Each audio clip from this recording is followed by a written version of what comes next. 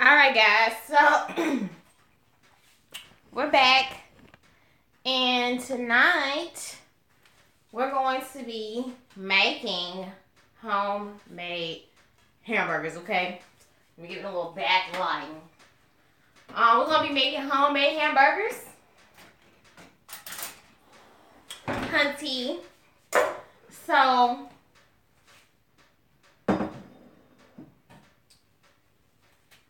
I need to find my glasses so I can see the comments coming in. So tonight we're going to be making... Can you check my purse for my glasses? They're in the car. Hey, y'all. I see it's 4 y'all hanging out with me. Hey, girl. Hey. We're going to be making homemade hamburgers tonight. And we're going to have some sweet potato fries. So I got pretty much everything we're going to need. We got some Worcestershire sauce. We got some breadcrumbs. I like a little bit of mustard in my hamburger mix. Some garlic powder. Some onion powder. A little bit of seasoning salt. An egg. Because that just helps everything to go together perfectly. A bell pepper and an onion. And we're going to real life make these hamburgers tonight, honey. My chopping boards. You seen them? You seen them? My car. My purse. In the dining room. Check the dining room.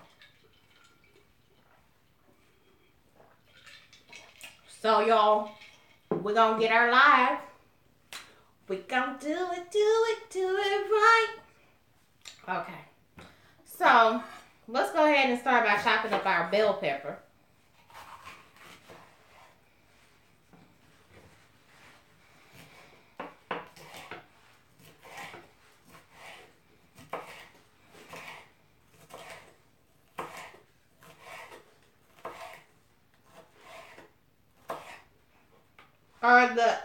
They're not in there? Can you check the bathroom?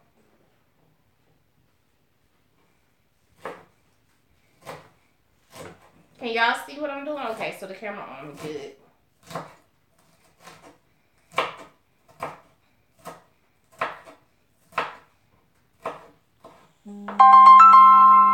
So rude. Every time I start a video, somebody gonna call me. Not today, ma'am. Not today. I just called her before I went live.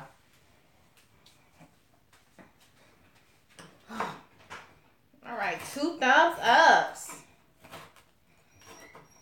So I'm glad y'all enjoyed the video that I put up this morning. It was supposed to go up yesterday, but for some reason, Philmora got to tripping.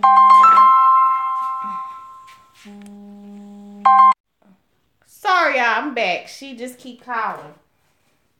I tried to tell her that I was gonna live, but she don't wanna cooperate.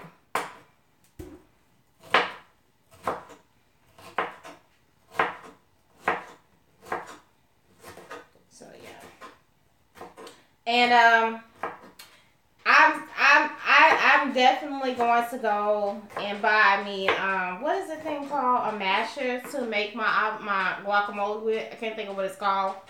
But they didn't have any. I checked around town all day, the day of and the day before at different stores for one. And I couldn't find one. Not even in the Mexican grocery store.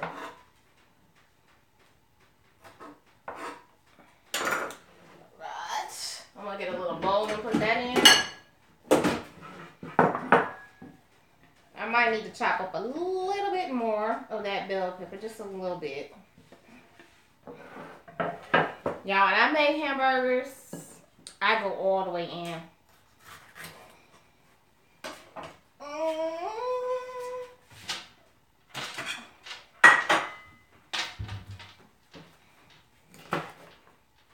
And I got some sweet potato fries I'm going to pop in the oven.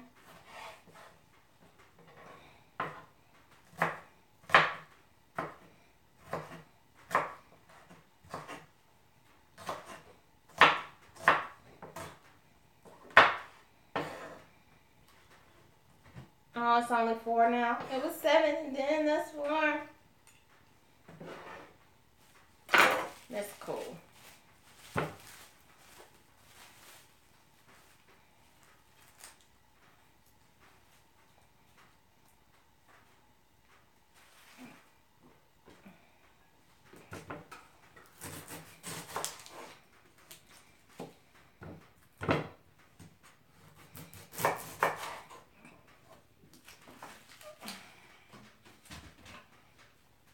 I was really happy to do the guacamole video because, like I said, I'm going to start trying to do more ethnic dishes.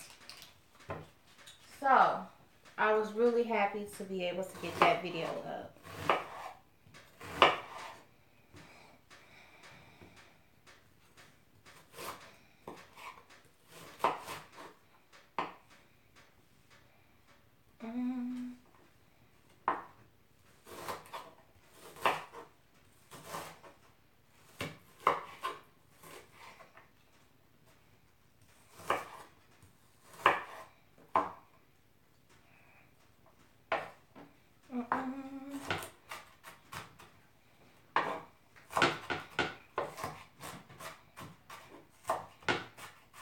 So I usually don't eat a lot of, I've been trying not to eat a lot of pork,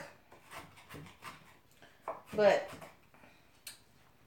I love hamburgers, I love steak, but I've been trying to cut back, so I actually have not, and I'm about to cry because of this onion. I actually have not been eating a lot of pork and beef. I've been trying to stick like to turkey and fish and stuff like that, but it's really hard, y'all. Because I am a carnivore.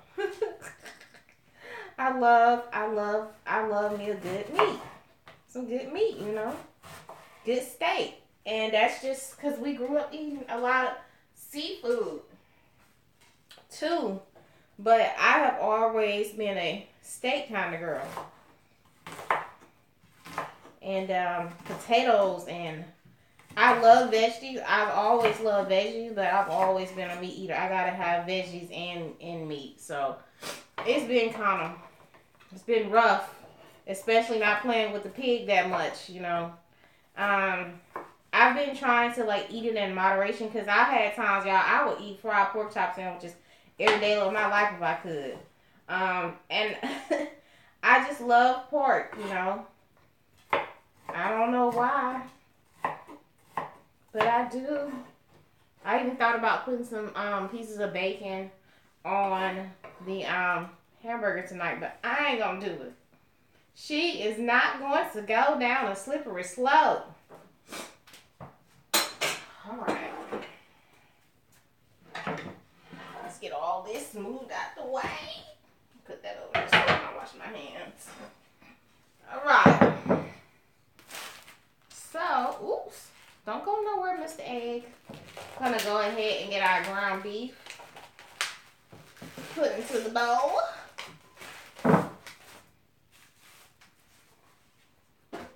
Gonna drop those onions and bell pepper over in there. Some people would call those welfare hamburgers, which that's what my aunt would call them when we had no hamburger buns. If you grew up in the South or just in the hood, and sometimes you wanted a hamburger and you didn't have no hamburger buns, so you would use sandwich bread, and they would call them welfare hamburgers, but honey, them be the best kind of hamburgers, okay? I am not judging, because I ate the hell out of them when I was little.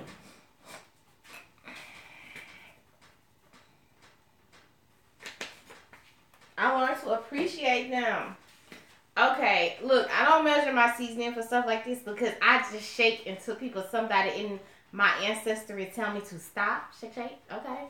So I don't measure because I know how much I like. But if you're wondering how much I put in there, just give it a couple shakes. You know what I'm saying? Just a couple good shakes. And we're going to add some. What's just sauce in there, you know? I didn't show you guys what else I put in there. Let me hold it up so you can see it. I am hot. Got powder. Little slicing. And I just like to pour a couple shakes of this over in there. Gives it a good flavor. Y'all, this weather has been crazy down here. It's really cold down here, y'all. A couple of shakes of mustard. Now, most people be like, that's how you make ground. That's how I make my meatloaf. Well, I make my meatloaf different, okay? And I like to add in some breadcrumbs. Just some garlic and herb. Breadcrumbs. Just a couple shakes. Ooh. And 1 egg to help it combine together real good.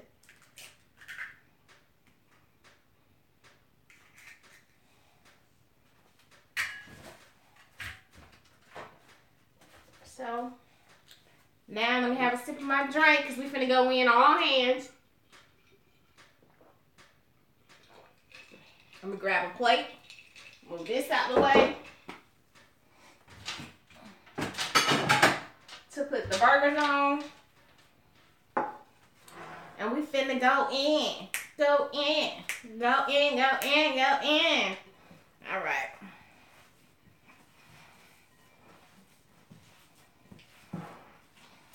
And this is basically how I make my hamburgers. And they be so good, y'all. They be so good. I am not lying to you.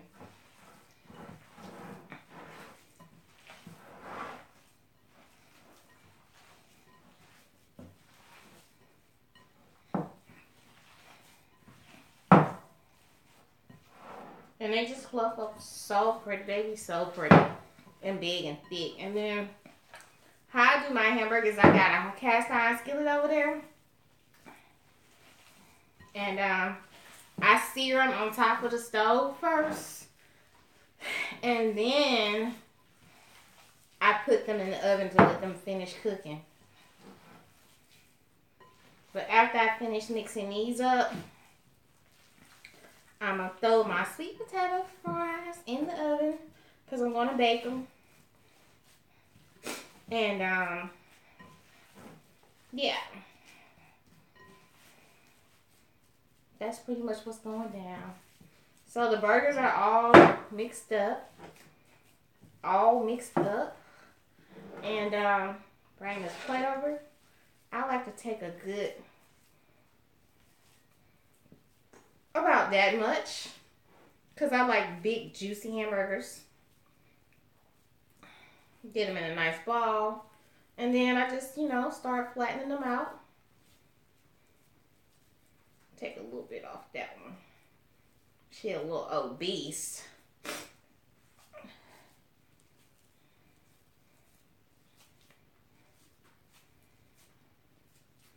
I like a thick burger, Something that's like me. Thick and juicy. Don't nobody want no little skinny anorexic burger. You know what I'm saying?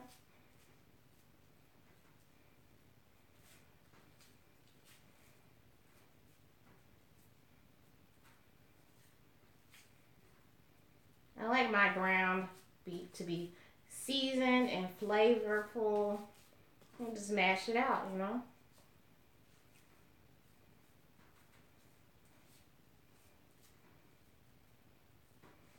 And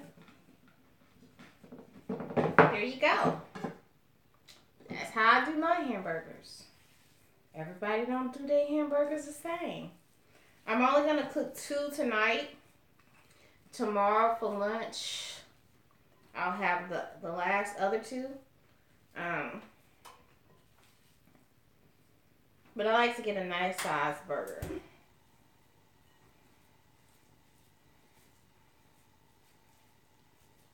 Take a little bit of that off.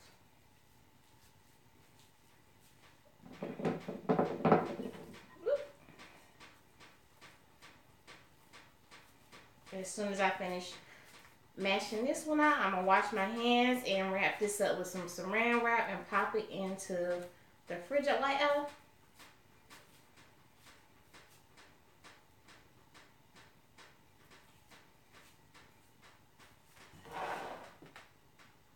You don't measure either, honey. Me either, honey. my goodness. I mean, I've just been cooking with seasoning and a lot of the stuff I've been doing for so long until I never measured it out. So I find now if I'm going to do a video that requires me to cook something, I have to measure it out. I have to make the dish like a week or two before and actually sit down and measure everything out so that I can give you guys precise measurements. Cause I'm not a cook by trade. I'm a pastry chef by trade. But I like to give you guys as accurate measurements as possible. So that's what's so tricky about cooking, because a lot of times people don't know how to season food, and they want you to give them the exact measurements, and it don't work like that sometimes. Because what might be too salty for you, for them, might be perfect for you. Or they might not like a strong garlic taste to their dishes.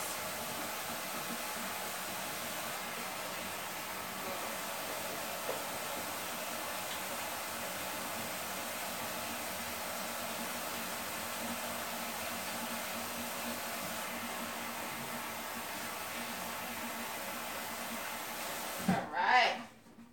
Let me grab some saran wrap. I'm trying to see what you're saying. Yeah. It was a meme on Facebook say, I just shake it till my ancestors tell me to stop.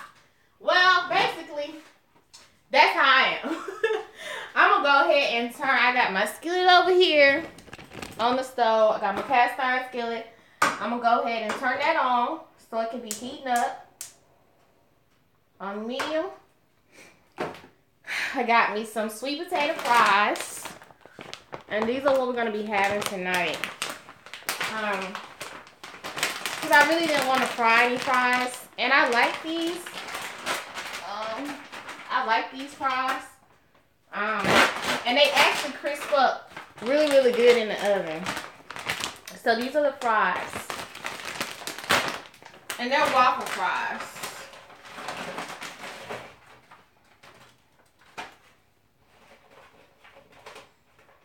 Just spray them out.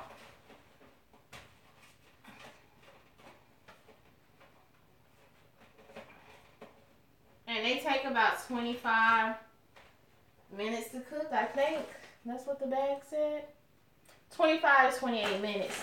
So I'm going to get those in the oven in a minute after I get the hamburgers searing. Like halfway through the searing process of the hamburgers, I'll get those in the oven. And we're going to be Gucci.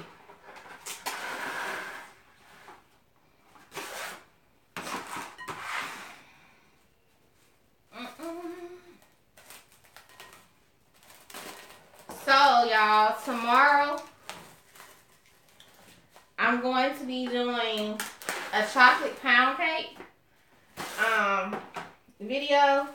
I was going to do it today, but it was football Sunday. And I don't get in between my husband and his football. If you a smart wife or girlfriend, stay your ass out the way during football season, okay? Give them Sunday and bug the hell out of them Monday through Saturday, okay? I don't mess with him on Sunday, but this Saturday they had games on. So we did a little bit of shopping and some stuff like that, but I get the hell out of his way during football season. Just because I know that's his thing. I don't bother him. I'm not jealous of the game, honey, okay?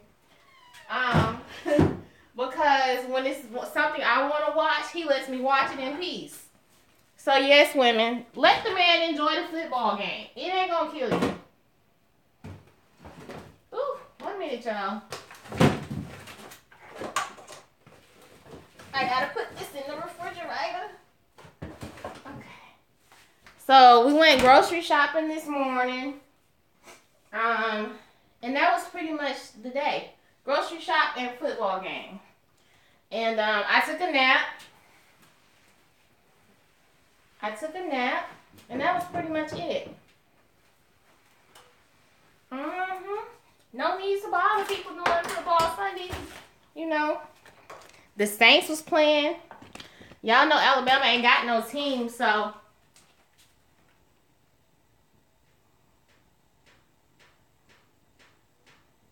You love anything chocolate, honey? Well, girl, I'm about to get you together. Yeah, I don't mess with him during football season on Sunday and Monday night football because he works a lot, y'all. And he's in the field of dealing with people's problems. So I let him have football season. I don't bother him because that's like his de-stressing.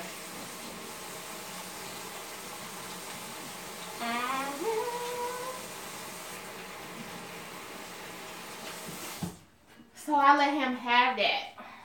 So what I'm about to grab out now out of the refrigerator is my lettuce. I already have my tomato out. I got some lettuce. And grab some cheese. I already got my tomato right here. A little mayo and mustard, so it'll already be out waiting on me. The mustard on the counter over there, what I'm looking for it for. And I have some Kaiser buns. These are my favorite hamburger buns. So yeah. These are it. These are the buns I'm gonna be using. And in a minute I'll rinse my tomato off and get my lettuce going. Cause you know when we eat hamburgers around here, honey, we have to get them, you know, pop, lock, and dropping. All right, let me grab my spatula.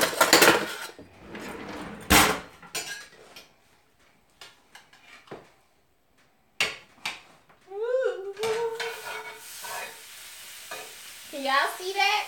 Bring y'all a little bit closer.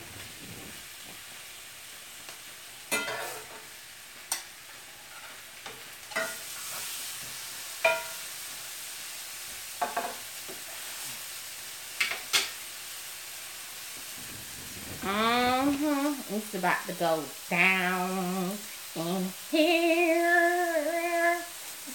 So,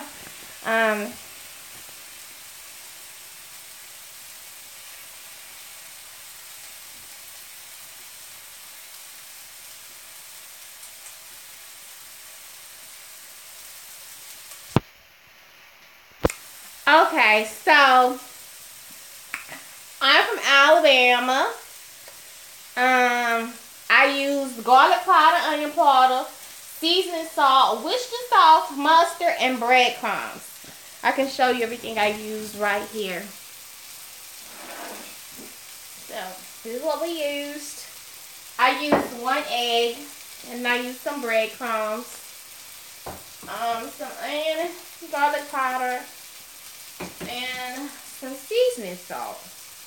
That's what I used. And that was pretty much it. And I chopped up a bell pepper and an onion.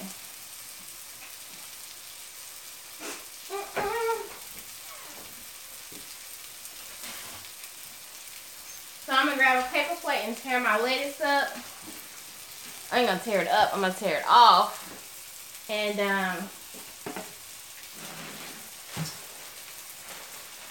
we got some jumbo lettuce. I got some I like Roman lettuce for my hamburgers. And I'm going to tear a few pieces off.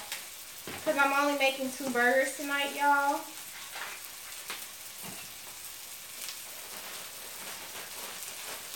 I'm going to grab a paper towel so when I rinse them, I can let them sit on the paper towel so they can kind of like dry out. So my burger don't get soggy. Because don't nobody want no soggy burger. But yeah.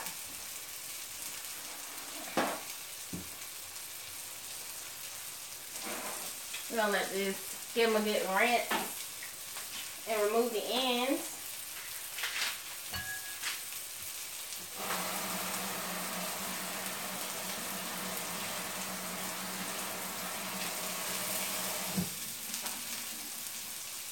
And I just like to put it on some paper towels and let it drain so that it won't be soggy. All right. So we're gonna get to these burgers. I always check my burgers because you know burgers will tell you when it want to be moved. If it starts to stick, then that means it's not ready to be flipped. Can I tell you? Okay, well tell me. I didn't see the other message, y'all. Forgive me.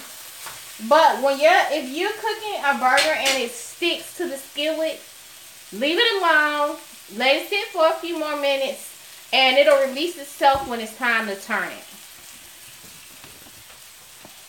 I'm gonna put the sweet potatoes in the oven. I'm gonna put them on the bottom rack because when that finished browning on that side, then I'm gonna flip it one more time and I'm gonna place it in the oven until it's done. So yeah, let's finish. Let's get these lettuce back in the refrigerator, and I'm gonna grab some butter out because I'm gonna grab another pan because I always toast my buns before I put my burgers together. So when those burgers get halfway done, I'm gonna toast them, my buns, and then I like to put my cheese on my burgers in the oven. Get my tomatoes good rinse.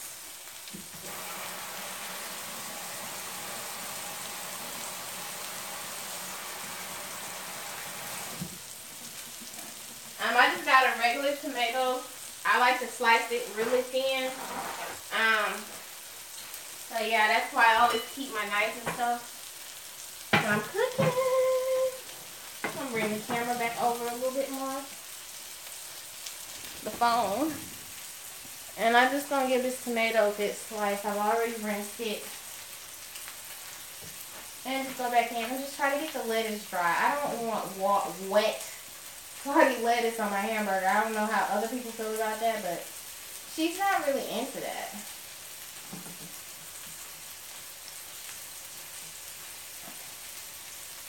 And then I'm going to take a couple pieces of that onion and slice it. I look kind of crazy, y'all.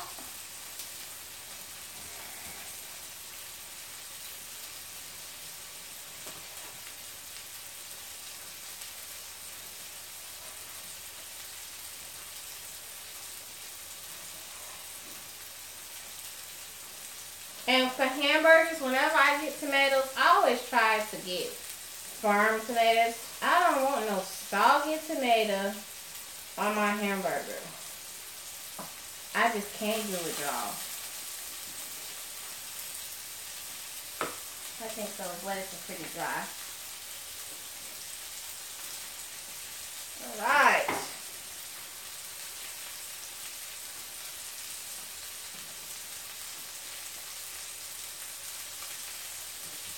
I'm going to chop these onions up and I'll put that on there. Because I don't like them big wrinkles on my burger. And neither does the hubby. Alright. So, it's time to flip these.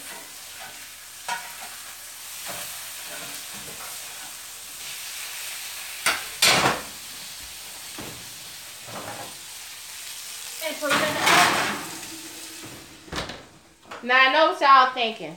Did she just pick up that hot ass cast iron skillet and put it in the oven? Yes, okay. So these hands are like steel. I guess because I've been working with hot stuff so long, like something that may be hot to most people or is not as hot to me. I got them granny hands when it comes to cooking. So I freak my family out with that sometimes. My grandma used to do the same thing. And it just comes from me dealing with hot stuff. But everybody don't try that at home.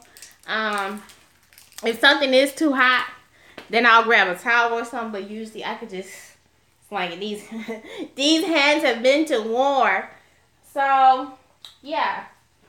I got that taken care of. I'm going to grab another skillet out of the... Put this over here in the sink.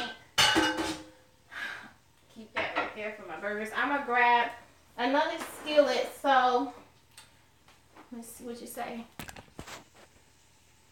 Them burgers gonna be good. Yes, them burgers is gonna be good. I can eat a burger every day. Me too, honey. I love a burger. I was thinking, ouch, I'm sorry. But yeah, I pretty much, I like to eat at the house, y'all. I don't mind eating out. And we actually ate out like 2 times this weekend. But I like to eat at home. That's just my thing. Another reason I've been trying to eat at home too is because I agree that you can. Yes, you can. After years, Terry, you can. Your hands become real durable. But what was I about to say? So, I have really been trying to eat at home.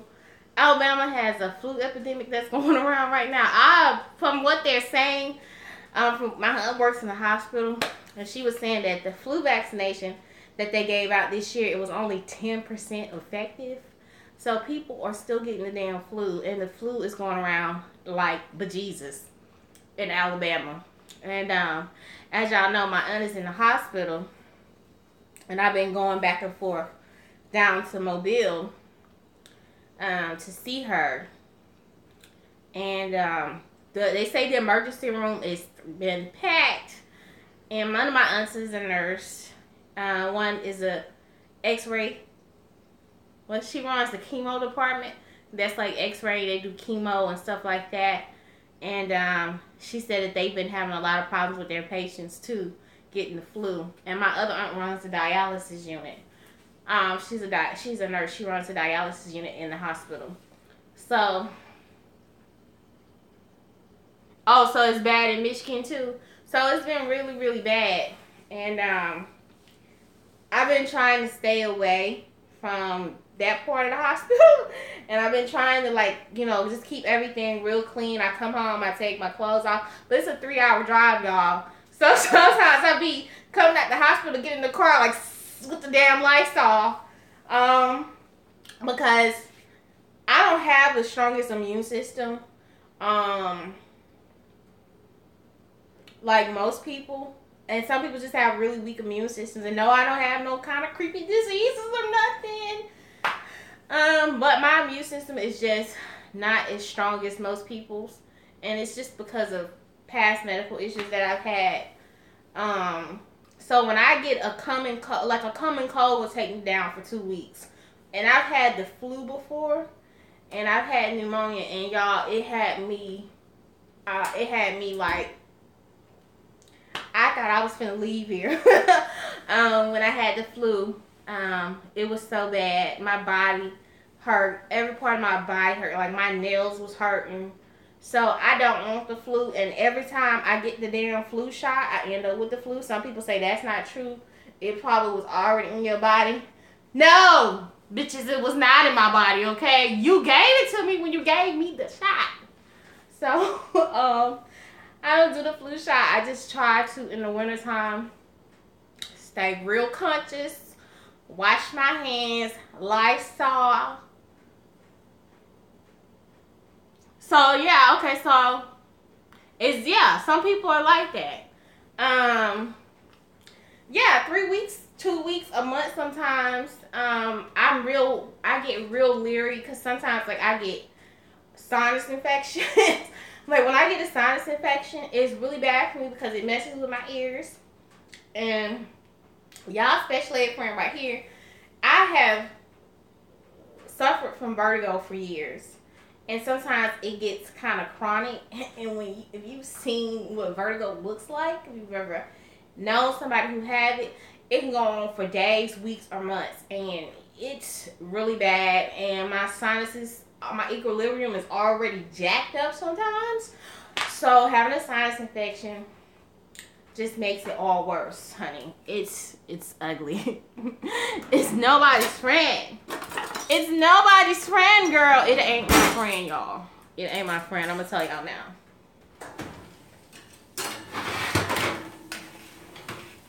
Just checking on my fries. They crisping up. sweet potato fries. They getting crispy.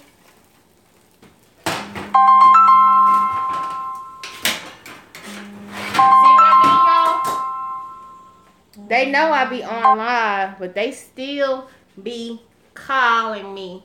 And it's always one of my sisters, okay? They ass can't survive without me. I'm the middle sister, but a lot of times people think I'm the oldest sister. But I'm the middle sister, okay?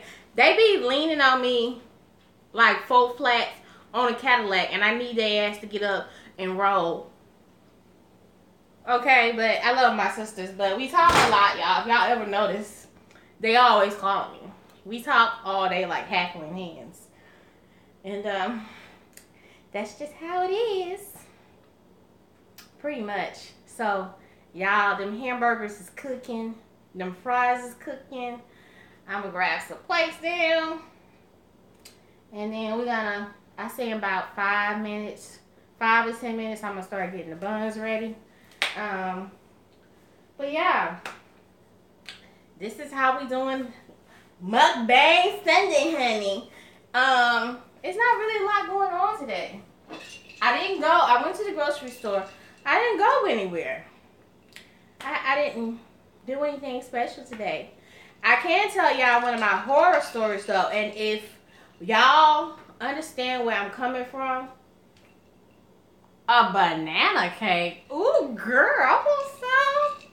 That sounds delicious. Tell me about it. I like a good banana cake. I love banana bread. I will up some banana bread, okay? I love banana bread. I love banana bread. What was I about to tell y'all?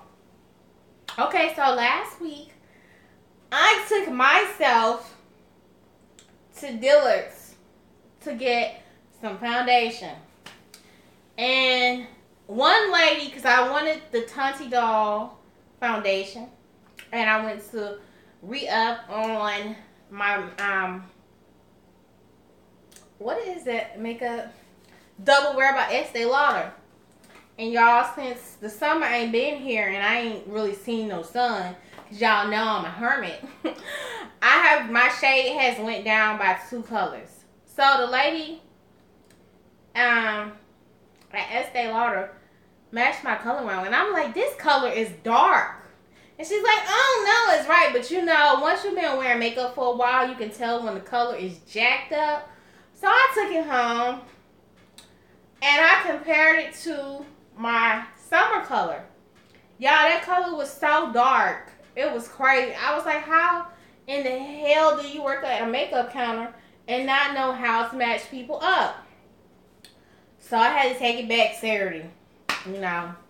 And her ass was there. And I realized, why did I let this woman try to match me for makeup when her makeup don't even look right? Rule number 1, if they makeup ain't popping, don't let them touch your makeup or your face. So she got an attitude, y'all. And this bitch right here was not for it. And my husband is standing back there. Yes, okay. So I took my regular shade in. And I said, look, this is my summer shade. I said, I need to go down probably 2 shades. And I need a neutral. I know how to match myself. But you know, they be acting all funny. Because they got that little machine scanner. Estee Lauder Double Wear scanner. And y'all, that shit, I don't know what that shit was doing. So I told her, I said, go down, pull the shade, 2 shades down from mine.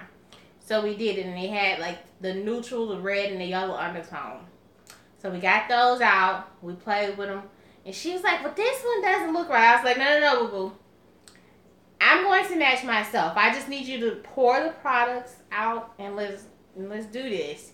So for me, what I do when I'm looking for my skin tone with foundation, and I learned this from Jackie Anna and Patrick Starr and Nitra B.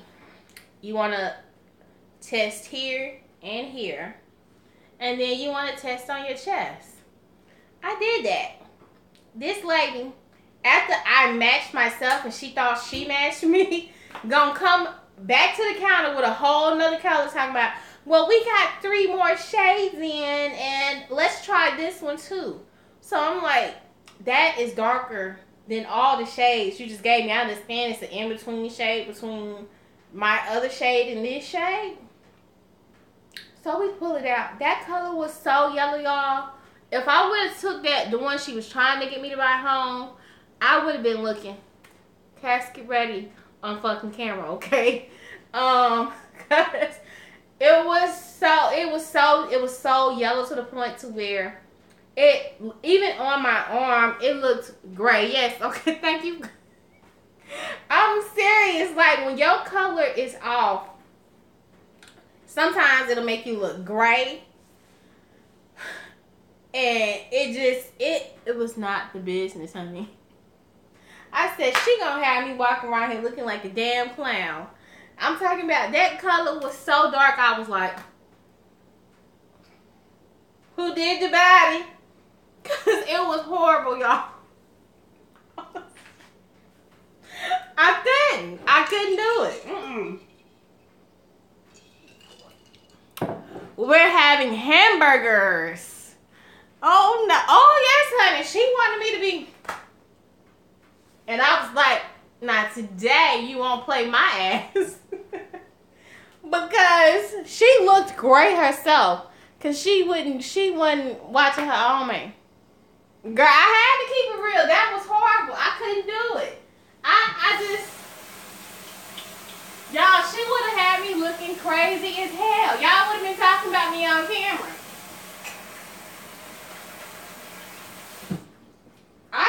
I couldn't do it. I'm using my cell phone.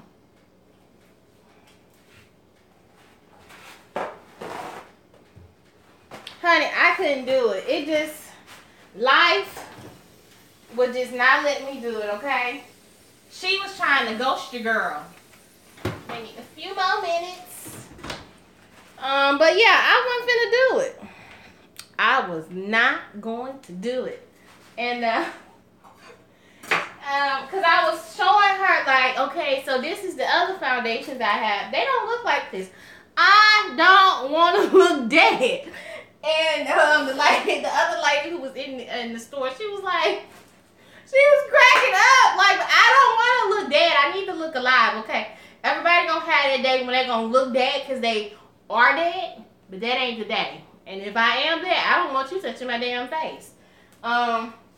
You know, I'm not about that life. I don't want to look like I'm ready for the casket.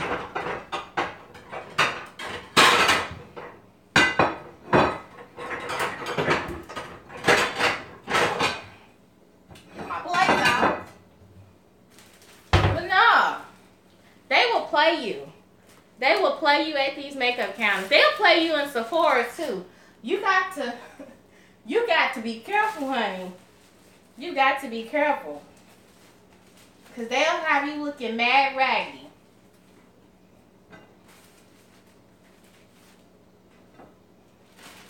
And then people will be talking about you. And you'll be like, girl, your makeup look cute, and they'll be lying. So you ever see somebody and they makeup be jacked up and people be like, girl, you look cute. You be like, girl, no you don't. Who did the body? That's what my ass be thinking. Who set you up? Somebody set you up for failure, honey. Because that's not what it's supposed to look like. It's not supposed to look like that. See, all the time, okay? Okay, I'll take that. I am a little crazy, but you will be looking casket sharp in the face if they match your foundation wrong. And y'all know I'm telling the truth. People be like, girl. What happened? I don't know. You know, she just got my face looking crooked. Yeah, they'll have you looking like that. Have you walking up out the makeup counter looking crazy than a mug. It's time to put some cheese on it.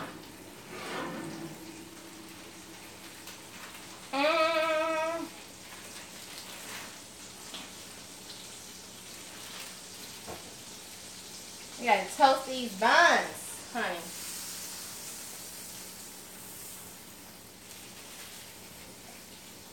I'm gonna let the hold up phone down so you guys can see what the burgers look like before I put the cheese on the other one. I'm gonna put the cheese on it and push it back in there. Let's see, fries. Oh, let's just flip them around a little bit. Trying to get them crispy.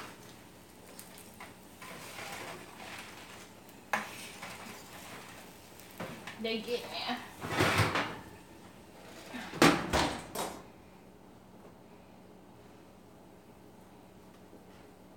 And those buns are perfectly toast.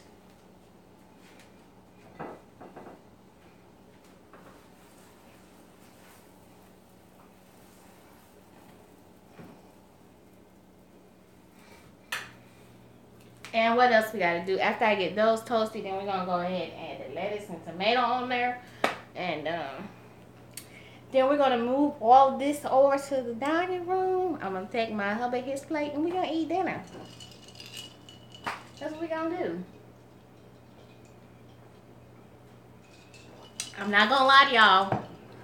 I have really been enjoying the lives. It's been fun getting on live. And y'all, can y'all believe it? We are at 2,030 something as of today. Like, that's real crazy to me. That's real crazy to me. Y'all, I'm horrible. I have to tell y'all. I was supposed to, after Christmas, send out my last gift from the giveaway. And Angela, honey, Tuesday morning, I'm getting my ass up and going to the post office and mailing out your gift. I don't know if you're on this live, but I'm so sorry. I have definitely been snapping, slacking. It's just, I can't never get to the post office, y'all. I be so busy. And then running back and forth. I have a post box, and luckily my husband checks the post box because I never get a chance to go to the post office. But yeah, it's just real crazy. You know, things have been really crazy going into the new year. I'm still feeling really good about 2018 because 2018 has been going off without a hitch. Everything that I've been wanting to do this month so far has been getting done. Like I said, I wanted to do a couple extra type of videos. I've gotten them done. I wanted to do an ethnic style video. I got the guacamole done. And I just wanted to spend more time with y'all. So things are getting done. It's just, you know, I have to, I need some order in the chaos. So I've been trying to get more organized. Thanks, honey. I know they coming. I know those days are coming, okay? I know the subbies is coming. And I've really just been appreciating the whole process of YouTube. Like, I really have. Like, y'all don't know, like, it really means a lot to me that y'all come and hang out with me, you know?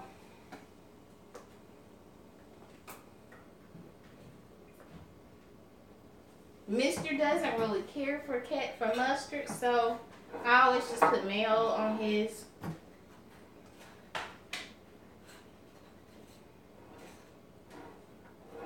And I just used mayo and mustard on mine. Y'all, I like to toast my bread because I don't want no soggy. I don't like no soggy bun, y'all. I don't know about nobody else, but I just cannot get with the soggy bun. Let me grab them hamburgers up out the oven.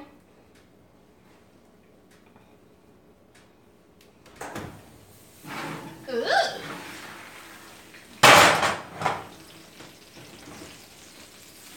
Give the sweet potatoes a few more minutes.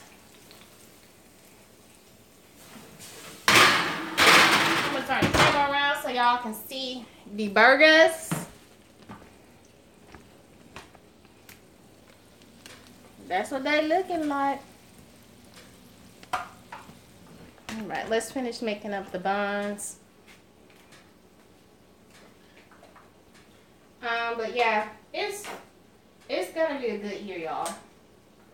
My goal is to make it to 170 some thousand. But you know, if I just get to 50,000, I'll be good. But I really want to hit the 100,000 mark this year. What'd you say, honey? I'll have mustard on mine. Okay. But I'm just really excited to see, you know, what's gonna happen this year.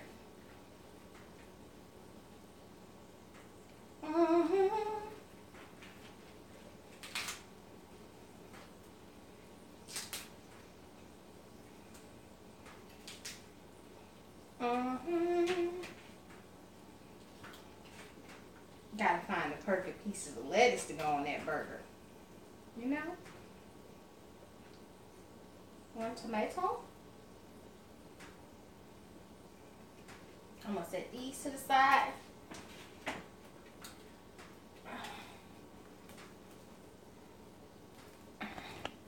We're gonna get our sweet potatoes out. I want to use the same spatula I use because it's got raw meat on it still. So I got a fresh one. Let's grab the potatoes out. They should be done.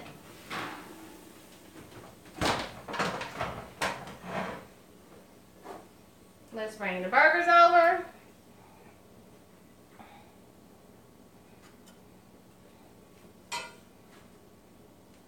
Grab a couple pieces of onions and put on there.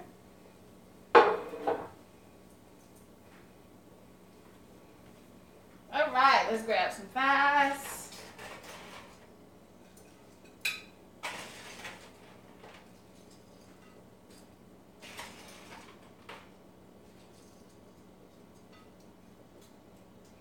All right, there's the burger.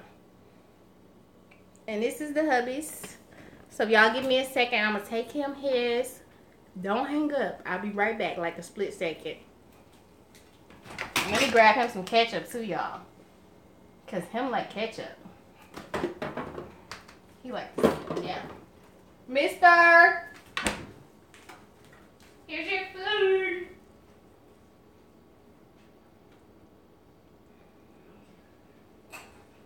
I'm coming, y'all. I'm coming. She here. She here. Alright, so I'm going to grab my hamburger.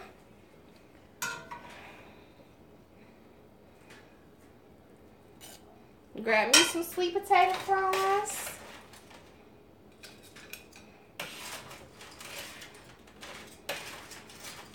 And y'all can see what's going on.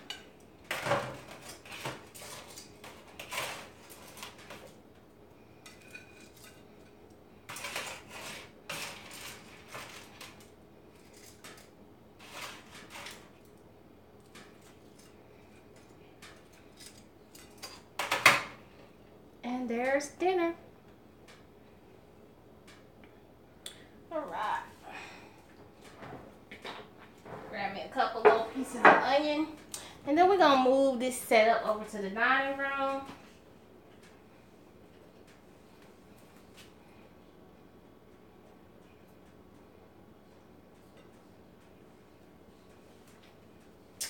We're going to take everything to the dining room.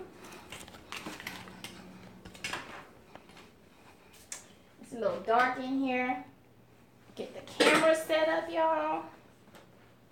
I got an extra light that I'm going to plug up over here. And I just keep my lights in here for filming. You can go in the kitchen now. All right. So we almost ready, y'all. I'm going to grab my plate. Grab me something to drink. And then we're going to get ready for this mukbang portion.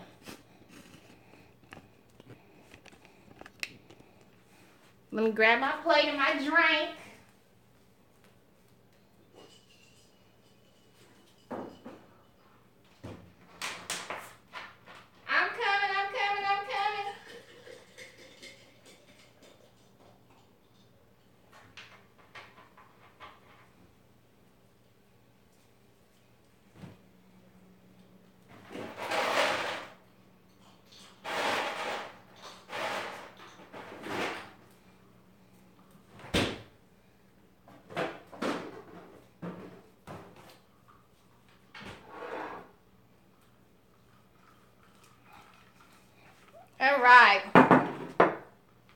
caramels.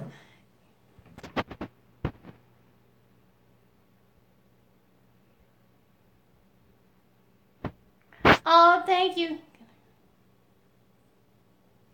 Well, you have a good night too, honey. I understand. It's a lot of people have to work tomorrow. So I understand, but thank you for coming on. You always come hang out with me though, Chad. I appreciate you. So I'm not really a ketchup kind of girl. Let me grab a napkin, y'all. I'm just grabbing the whole damn roll. But so I really appreciate y'all coming on and hanging with me. All this stuff behind my head. So let's get a little closer. A little closer to the situation. But I really appreciate y'all hanging out with me. Now I don't really do ketchup like that. But I do like barbecue sauce to dip my burger in. Let's say grace real quick. Amen. Thank you, Lord, for this food. So if I need to change the thumbnail, it'll, be on there. This is how you catch your thumbnails, honey. on YouTube. So let's go ahead and put that on there.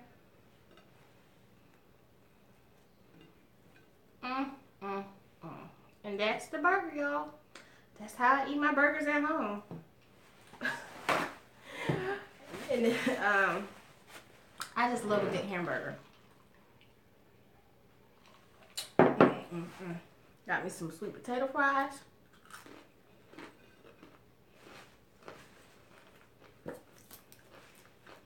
They're crunchy. I don't want nobody to touch my fries. I just want something to dip my burger in.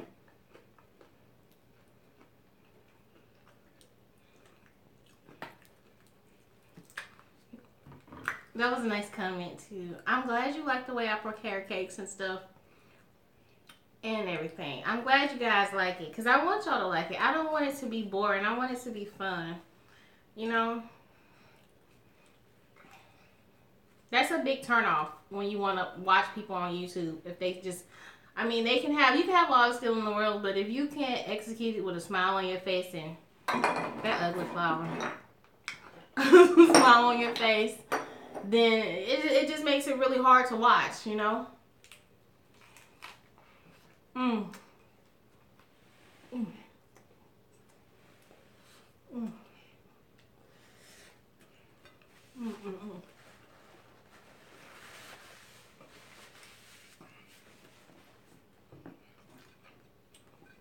No, that burger is good.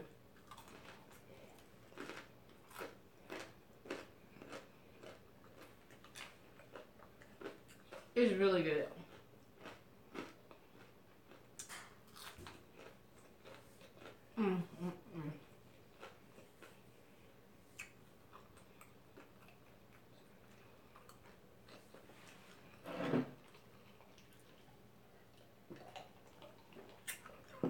That's really good. That's some good eat right there. Thank you. That's what a burger should look like. Nobody want no anorexic hamburger.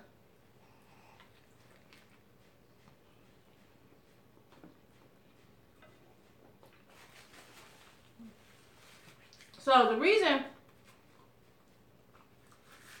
I sear my hamburgers, first of all, I want to get a good crust on your burger to keep it from drying out, because ground beef can get real dry if you cook it the wrong way. I always sear mine. First of all, always cook your burgers if you can in a cast iron skillet. Make sure the skillet is hot before you put your burgers down in the skillet. But once they get brown and they get a nice crispy sear on them, pop them in the oven, because it's gonna make your burger so juicy. Even if you like sometimes when you get a burger, it's if at a restaurant and you say you want it well done, It be well done, but it be dry as hell. That's because they cook it on the grill, and you're not anticipating that you want. Everybody doesn't know how to cook well done beef and still keep it tender and moist.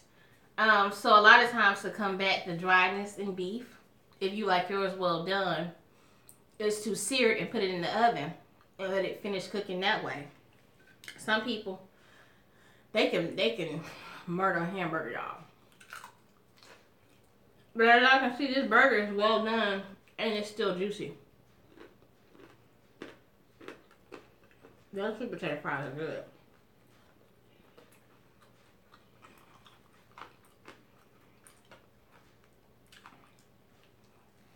Mmm.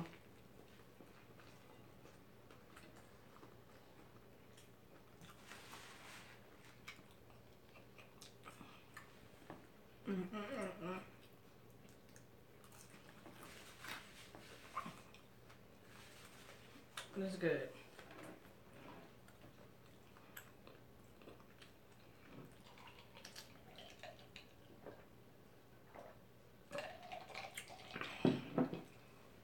So, I need another recipe from you guys for next week. I already got my videos for this week. What would you guys like to see?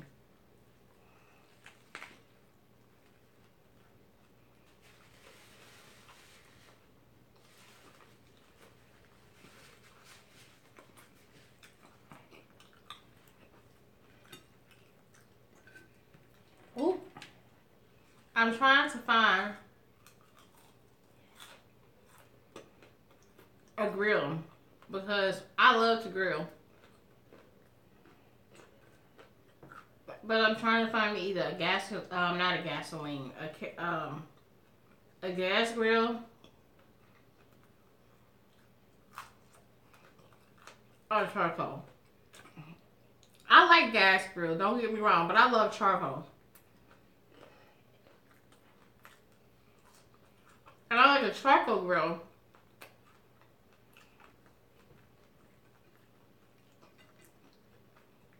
because you can add wood into it. And I love to add oak, pecan, and apple wood when I'm grilling.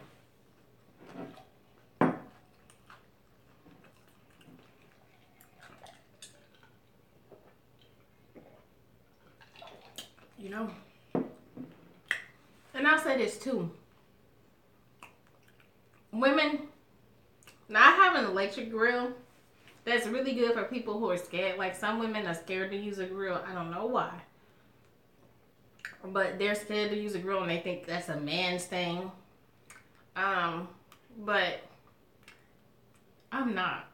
I want me a big ass grill. I want me a big black cast iron metal drum grill. I want a big, huge smoker, okay? I'm about that grilling life, y'all. Especially in the summertime. You get the right kind of grill, you can cook your baked beans on there. You can do your veggies on that bug and have your meat going. Only thing you gotta do is put your macaroni and cheese in the oven.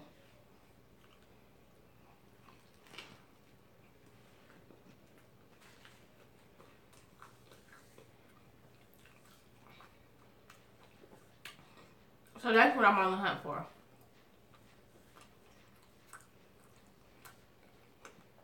Is a grill.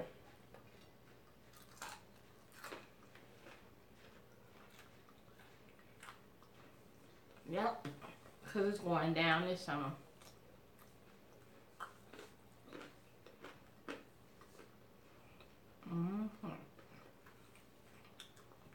So our next holiday coming up, well, we all know Martin Luther King week is this week. But then after that, the next holiday after that is Valentine's. So last year,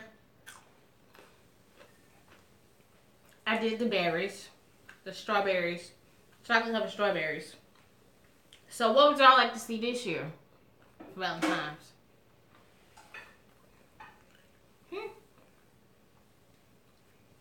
Let me know. I'm feeding my boobs.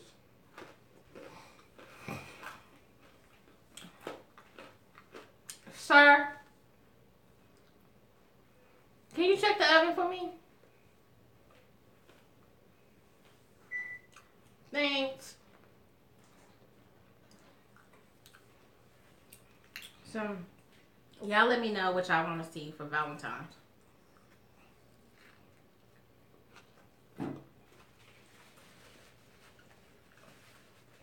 So,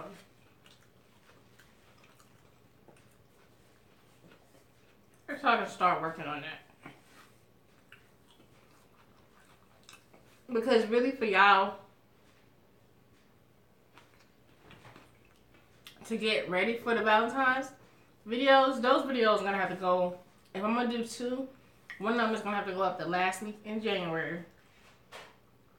And then the next one is the first week of February.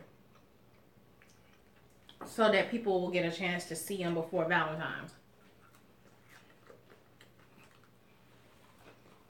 I can either do a romantic meal for 2 and then a dessert video.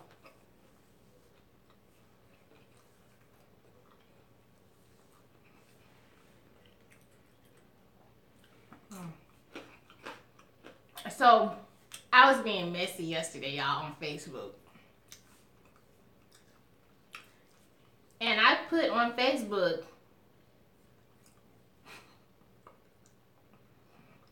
Jiffy Mix. No, what did I put? I repeat, Jiffy Mix is not cornbread. Y'all know people was mad at me. People was really arguing. People was really arguing on this post I put up yesterday. Because I was like, I repeat, Jiffy Mix is not cornbread. Now, some people feel different. To them, bless their hearts, they really think that Jiffy Mix is cornbread. But Jiffy Mix is a cake base with a little bit of cornmeal in it. It's not cornbread. I'm a Southern girl, and we make our cornbread.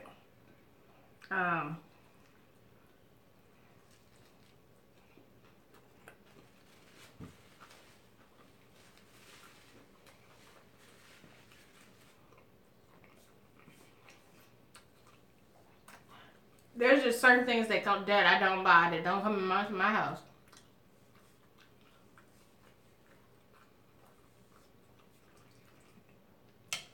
Canned collard greens, them damn Glory greens, they stay on the counter.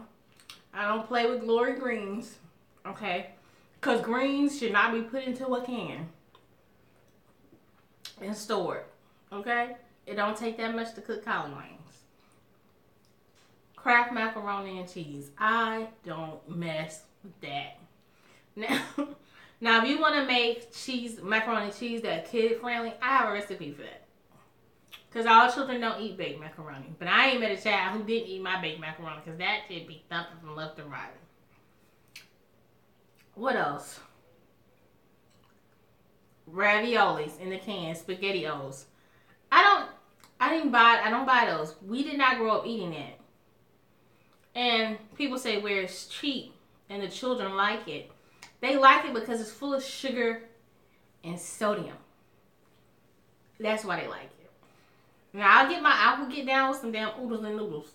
Cup noodles. And I know they're not good for you, but like, I just don't do collard greens. I just don't feel like collard greens and spinach and kale should be in a can. Macaroni and cheese, hydrated cheese, powdered cheese, it's not good for you.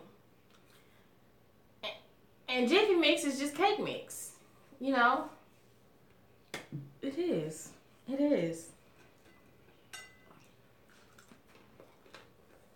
I just can't. I can't. And if you ever look at the Jiffy Mix box, go into the grocery store and y'all think I'm playing. Look at the Jiffy Mix cake mix because they have a cake mix, and then look at the Jiffy Mix corn mix, and you'll see.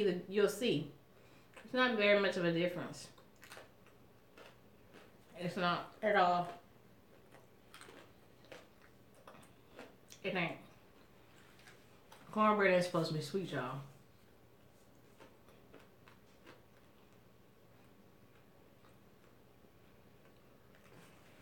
Not that sweet. Mm.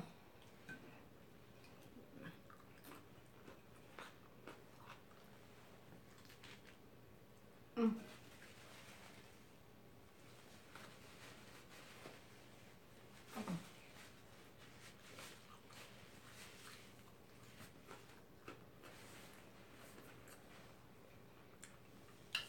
It ain't supposed to go down like that.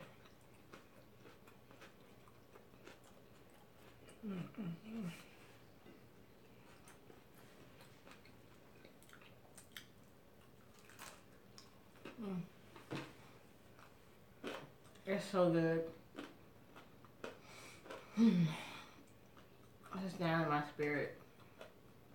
I'm trying to tell y'all. That was delicious.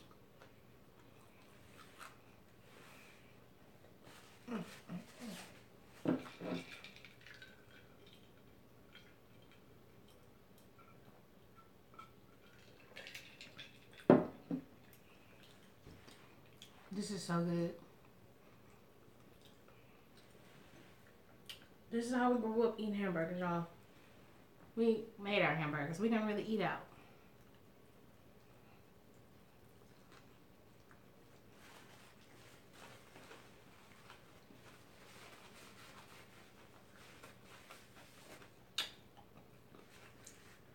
Now,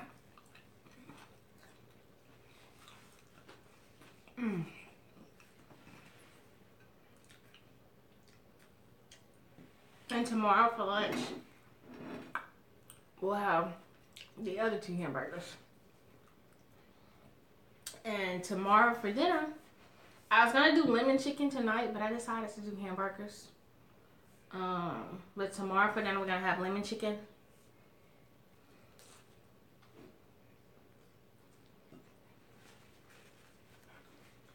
Mashed potatoes. And green beans. And another vegetable. Because I try to do 2 veggies at dinner time most of the time. Mixed veggie. But that's what's for dinner tomorrow.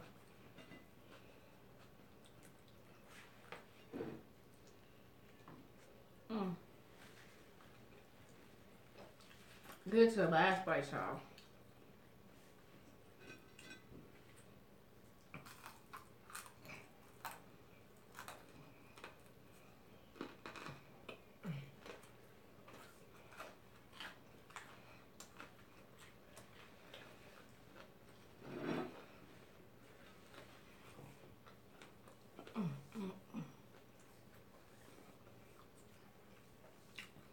I feel like Burning Man, y'all don't understand.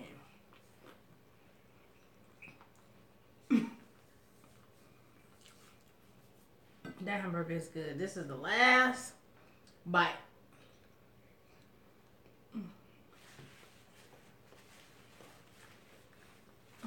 That was so good. That was so good.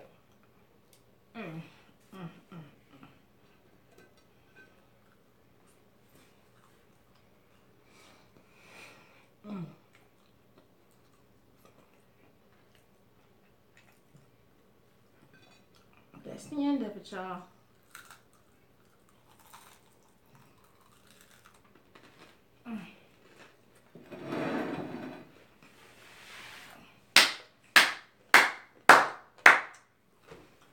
I hope y'all enjoyed cooking with me tonight.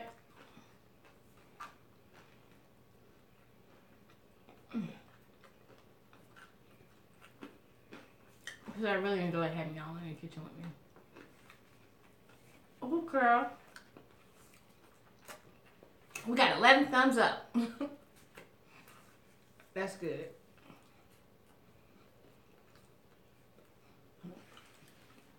Y'all,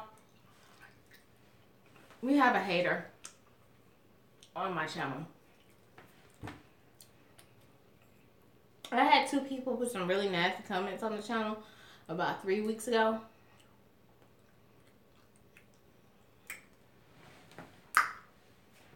See, the thing about YouTube is you can block people from commenting on your videos, but you can't stop them from looking at your videos. And they can dump thumbs up or thumbs down your videos. And I blocked 2 haters from commenting. And one of them, sometimes both of them, still come to the videos and watch and thumbs down the video. Which is so annoying because the video will be up for like not even a full 30 seconds. As soon as I upload it, I say about a minute later when I check back, my video's got a thumbs down. Sometimes I get a thumbs down.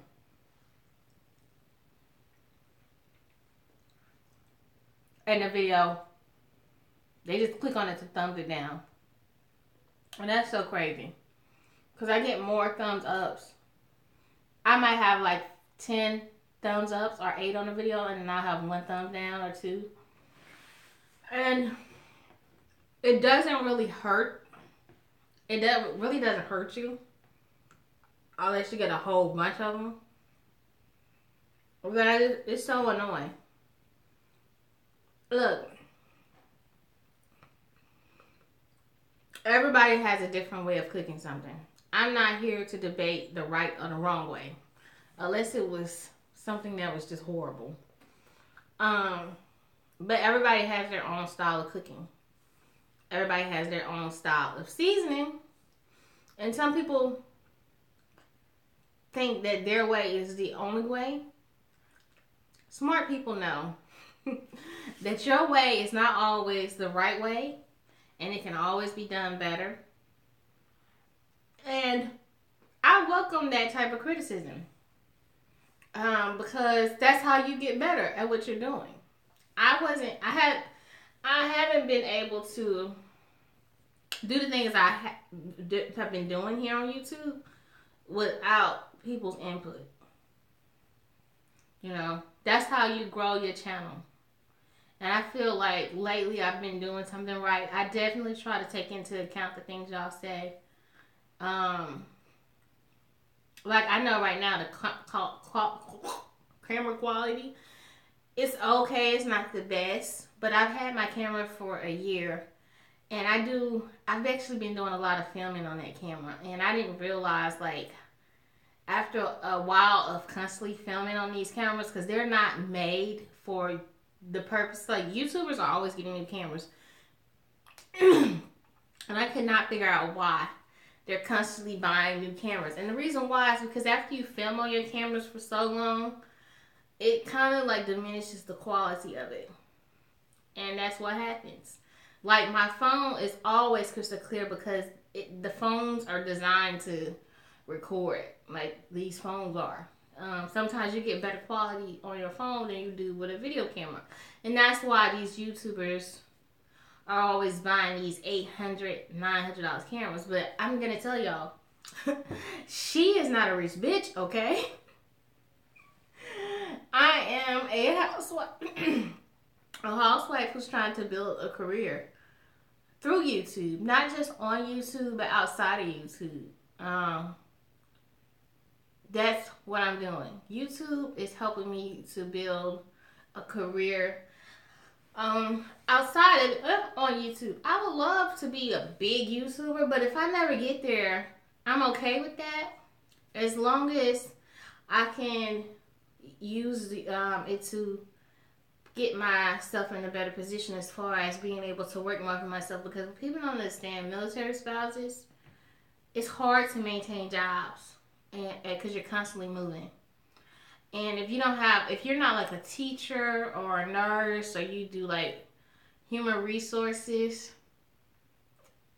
those are skills that are very viable for military spouses. My skill is a non-traditional skill. I could go work at one of the restaurants on post, but they won't pay me much. They don't really need a cake decorator.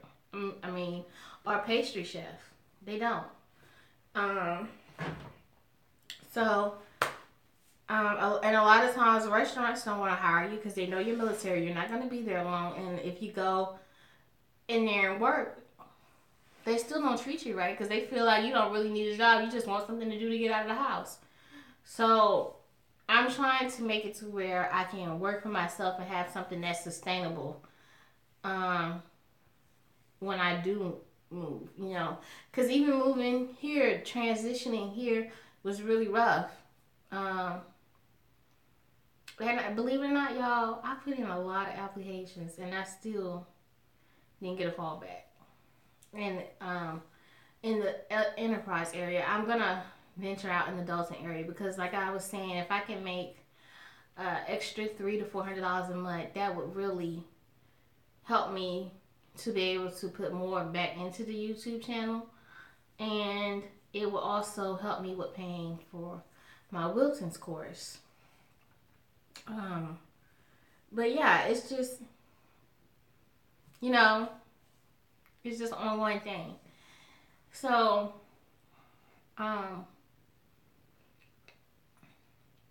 that's why I've been really working hard, because the more people who see me, especially in this town, they want cakes, and I can do pretty good by selling cakes and stuff. But my ultimate goal is to open a small storefront bakery. I don't want a huge bakery. I just want something small and I can run it myself, whether I just have to hire one person, maybe two people. And I want something small, but I don't know when that's going to be possible because never know when we're going to have to get up and run, Like, the hubby was supposed to switch units here on Fort Rucker, but because things are going on, he actually got put into a position, and we never made it to our real unit because things are going on. So you just never know with the military, like, what's gonna go on. So I just want something that I can have for myself. And I have an older sister that I'm kind of responsible for. Y'all know I've been very open with y'all about my older sister. Yes, she does live on her own. At one point, she was living in, they said that she would never be able to live on her own. And she is in Virginia Beach. And the reason that I don't have her with me, and I haven't brought her back to Alabama, and I wouldn't bring her to Kansas or try to get her to come back, Virginia Beach has one of the best mental health care programs in the country. Maine, Washington State, and Virginia. If she was to come back here and start having problems again like she was having, her chances of going to jail or prison will be high. And she's not violent. A lot of times people with mental illnesses are not violent. They're not trying to hurt nobody. And a lot of times they just, in the deep south, if they keep going in and out of the hospitals or the court orders, what they do is eventually they just lock them up on some bogus ass charges. And that's the reason I don't want her to leave Virginia. She lives on her own. She does everything for herself. She's stable. And she really doesn't need much. She have a little job, which they said she probably wouldn't be able to. And they just, they tried to tell her she wasn't going to be able to do all these things. But she's actually come a long way. What people don't know is that my sister was on her way to medical school. And people don't realize how hard it can be for people who have schizophrenia. My sister has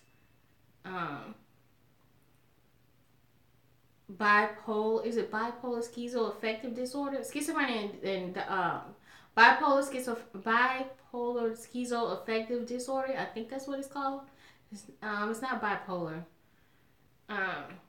But she has the condition. Bipolar schizoaffective disorder, something like that. I have to look it up again. But it's not like regular schizophrenia. It's on like a whole nother level. And she's very open about it. She's very intelligent. A lot of people with this mental illness or highly intelligent. Um, and it just took years for them to get her medication right. And people don't realize it could take years to get medication right when you're dealing with schizophrenia. And sometimes, schizoaffective disorder, I think that's what it's called. It could take years. Her schizophrenia is not like most people. And we didn't have the best childhood either. We suffered a lot of emotional abuse and physical abuse. So the fact that she's been able to maintain her lifestyle, live on her own, she's basically, if you didn't know her, you just saw her, you wouldn't even know she had these things going on. But she's come a long way from where the therapist and everybody thought she would be. And she's doing really good, but I am somewhat responsible for her on a financial level. Like, sometimes we have to help her out. So, if you guys were wondering, your husband's in the military, why can't y'all just pay for you to go to Wilton's? Well, we could, but it would be taken away from what I help her with. And then my younger sister has 2 kids. She's a single mom. And we try to help her out when we can. So, a lot of times, I don't work. You know, it's been hard to find a job. It just takes a lot. You know, we're basically helping in our household and my older sister. So, and I don't mind it. And I don't mind it, and my husband doesn't mind it either. But it's really hard. We stretch everything,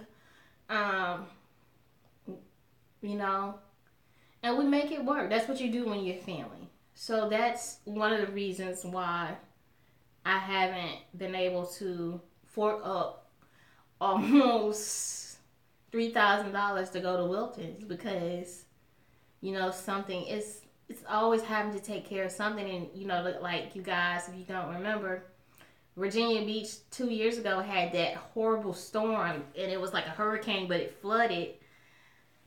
We had to get her taken care of for that. And then when I went back up in October, we had to finish, you know, my family helped, but we had to refurnish her whole apartment this time. And we finally got it refurnished the right way. And it took a lot of money to go up there for 3 weeks. The cost in Virginia Beach is high.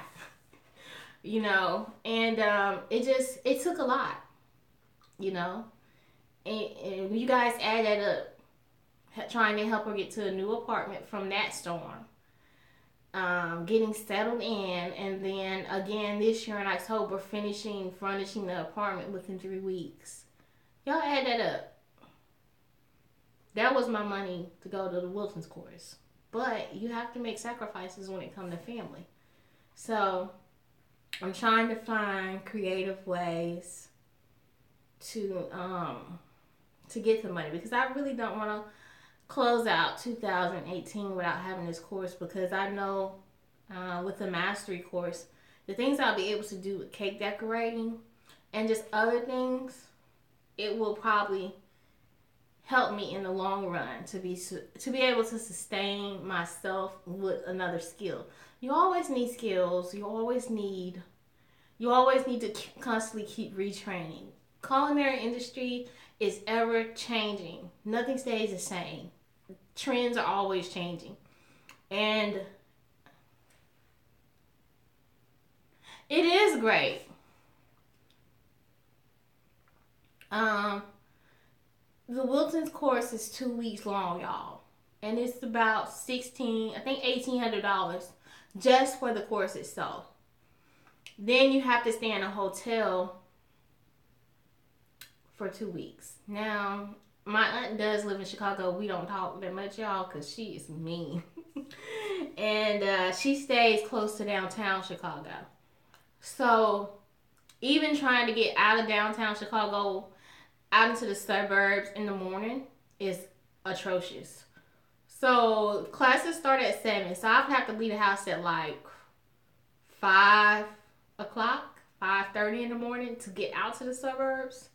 I wouldn't walk to the train station in Chicago that time of morning. For one, I don't know Chicago that well, and two, I probably would have a target on my head, y'all, because I stick out wherever I go.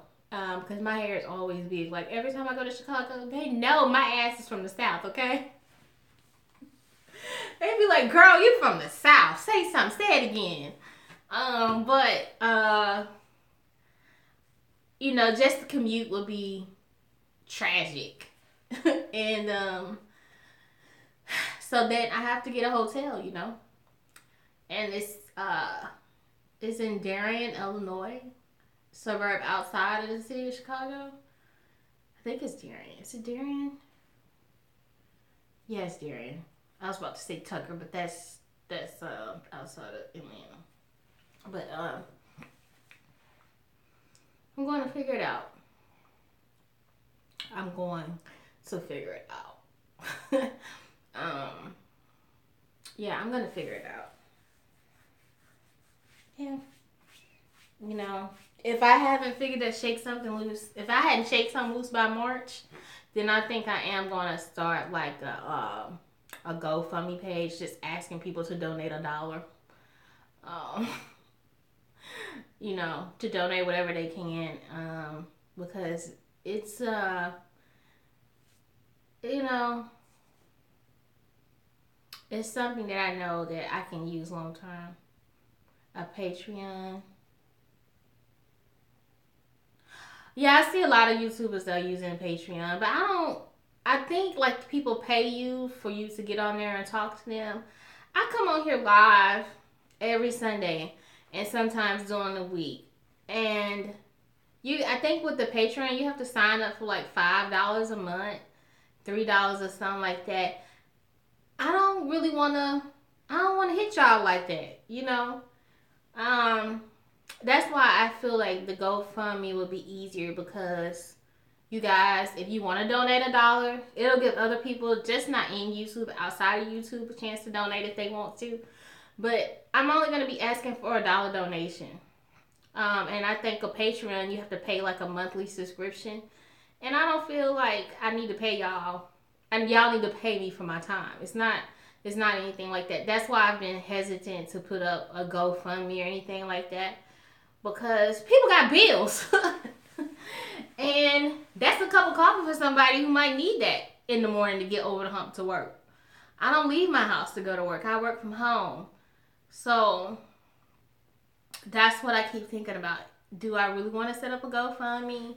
A Patreon, I don't know. If I did set one up, I'd really have to think about it. Because,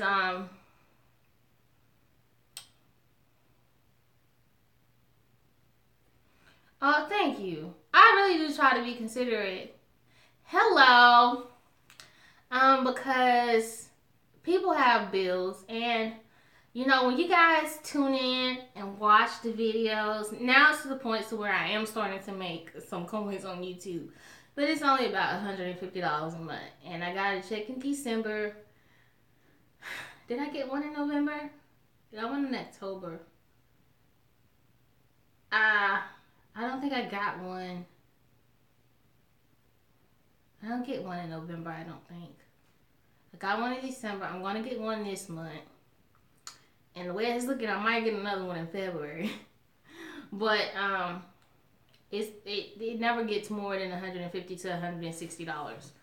So that money goes back into the channel. And believe it or not, I use that money to go back into the channel towards recipes, towards groceries for the channel. That's why I'm able to do the chocolate cake this time. The video that's coming up.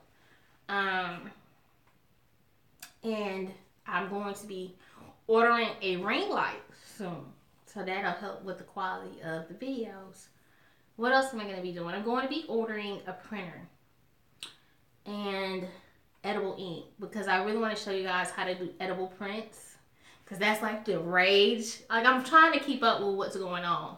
So show you guys how you can use, you know, edible ink and do artwork for cakes and stuff when you have little kids. And I also plan on, once I order the printer and the edible ink and the paper, I also plan on setting up an Etsy account where people can order custom cake toppers. Like if you want to picture your child for a cake and you want to make the cake at home, you can go on Etsy. You can send me a picture. I can print it and mail it to you. And you'll have a picture that you could just lay on the cake. Or like if you want to do baby showers, like people like to do custom cookies for baby showers and stuff. Like I'm gonna start doing stuff like that on Etsy. So that's another reason why I'm investing in the edible printer. I mean, it's a regular Canon printer, but it has to be a specific type of printer.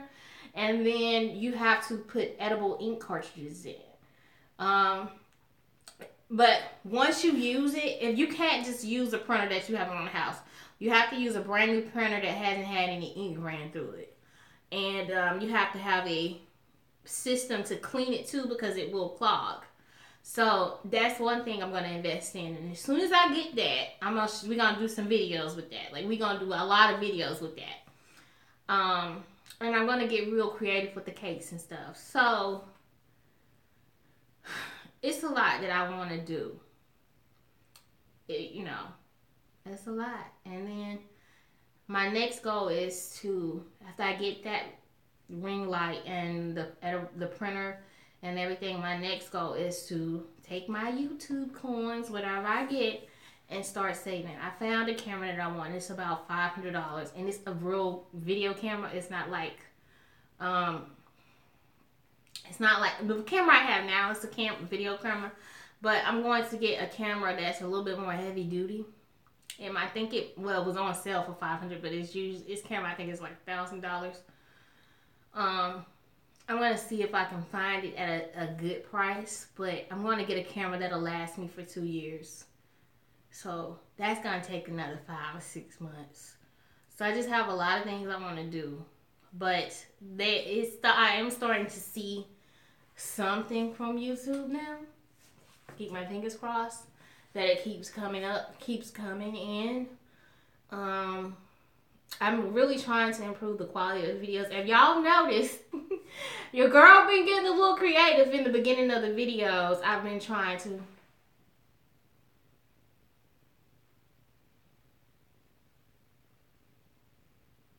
You're right. They do change all the time. But sometimes when you get a cheap camera, the pixels.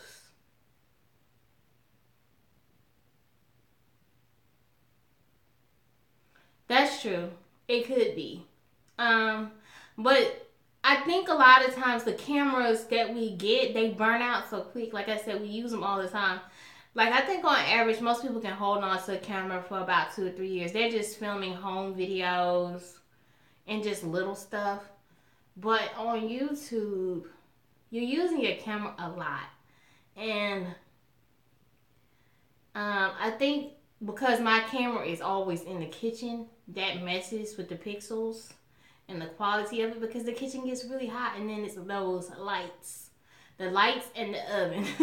So I think that plays with the quality of the camera. I don't want to get something that's too cheap, because then it's still going to be a waste. And I'll have to replace it in 6 or 7 months. So I'm just trying to find, I have the camera that I want. It's kind of good for like humidity, and it can adjust colors, like the color. Because one problem I'm having in my kitchen is that the window is behind me, and it looks all good and stuff, but when the sunlight comes into the kit through that window, it kind of messes, my camera can't filter it out.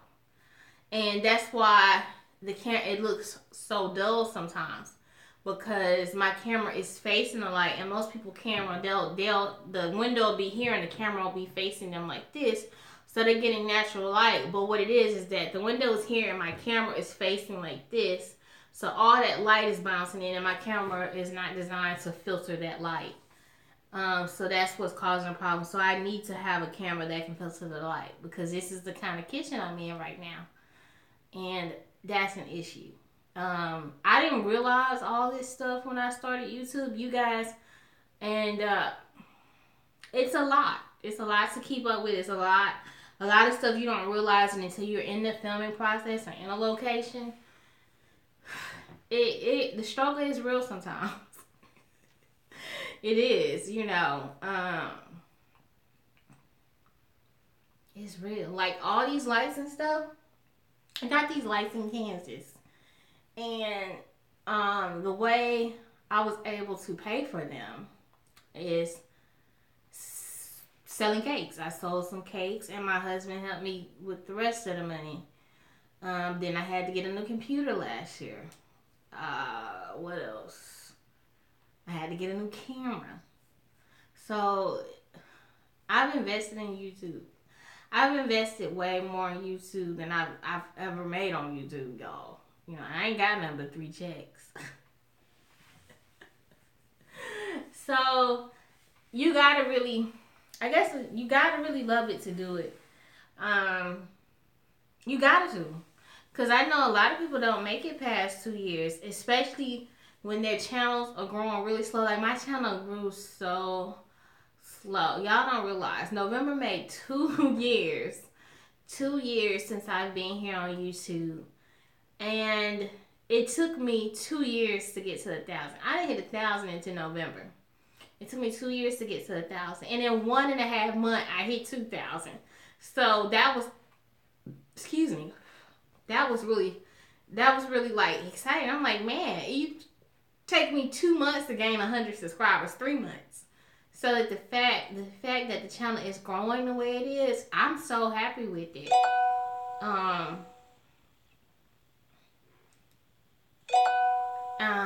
So it's just, it's crazy. Got text messages coming in.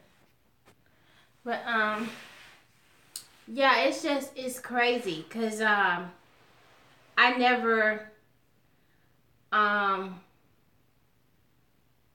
think I was gonna hit 1,000, and I was okay with it because I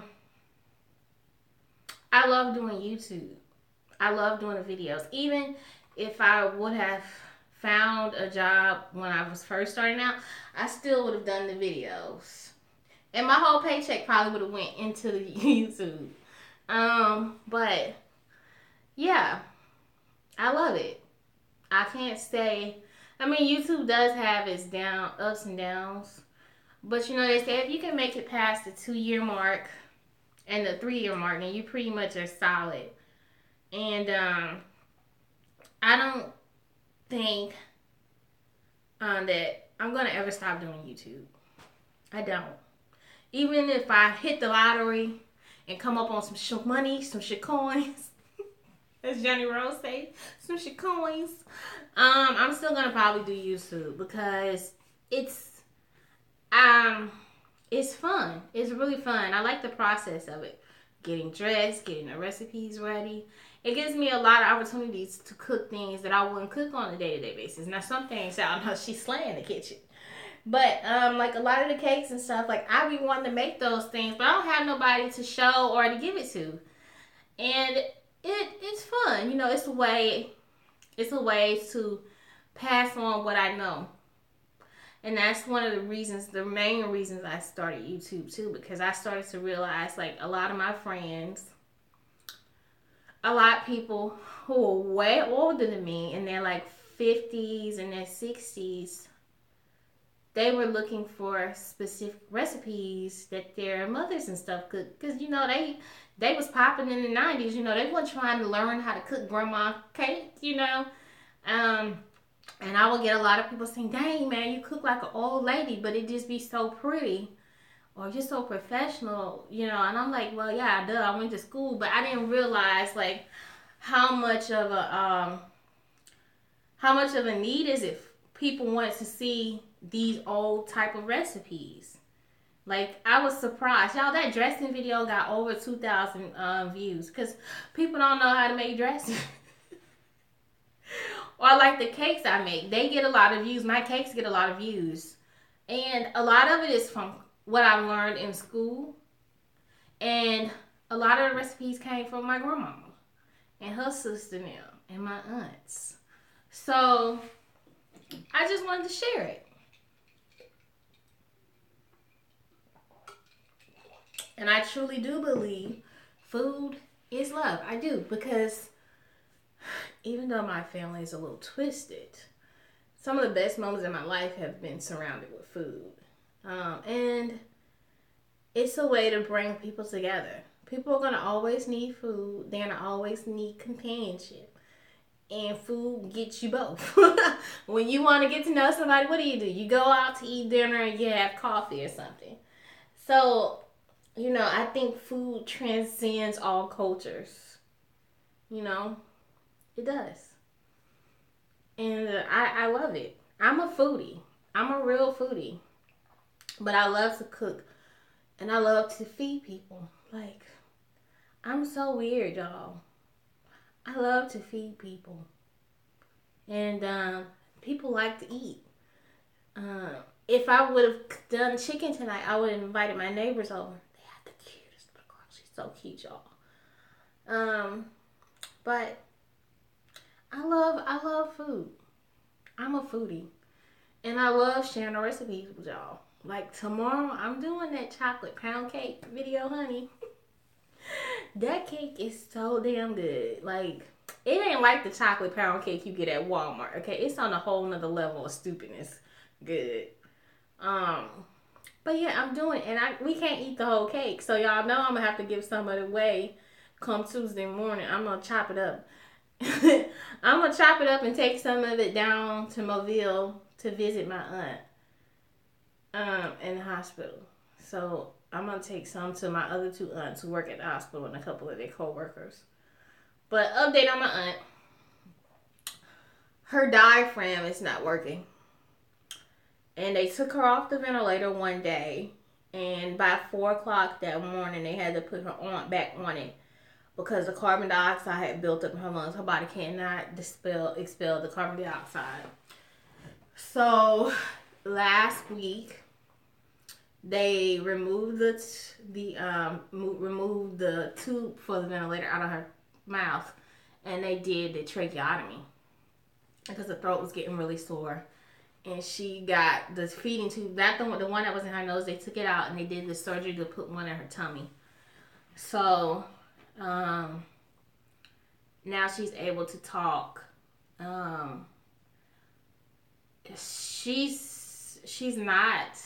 She's in her right mind. She's still talking crap. She's still cutting up.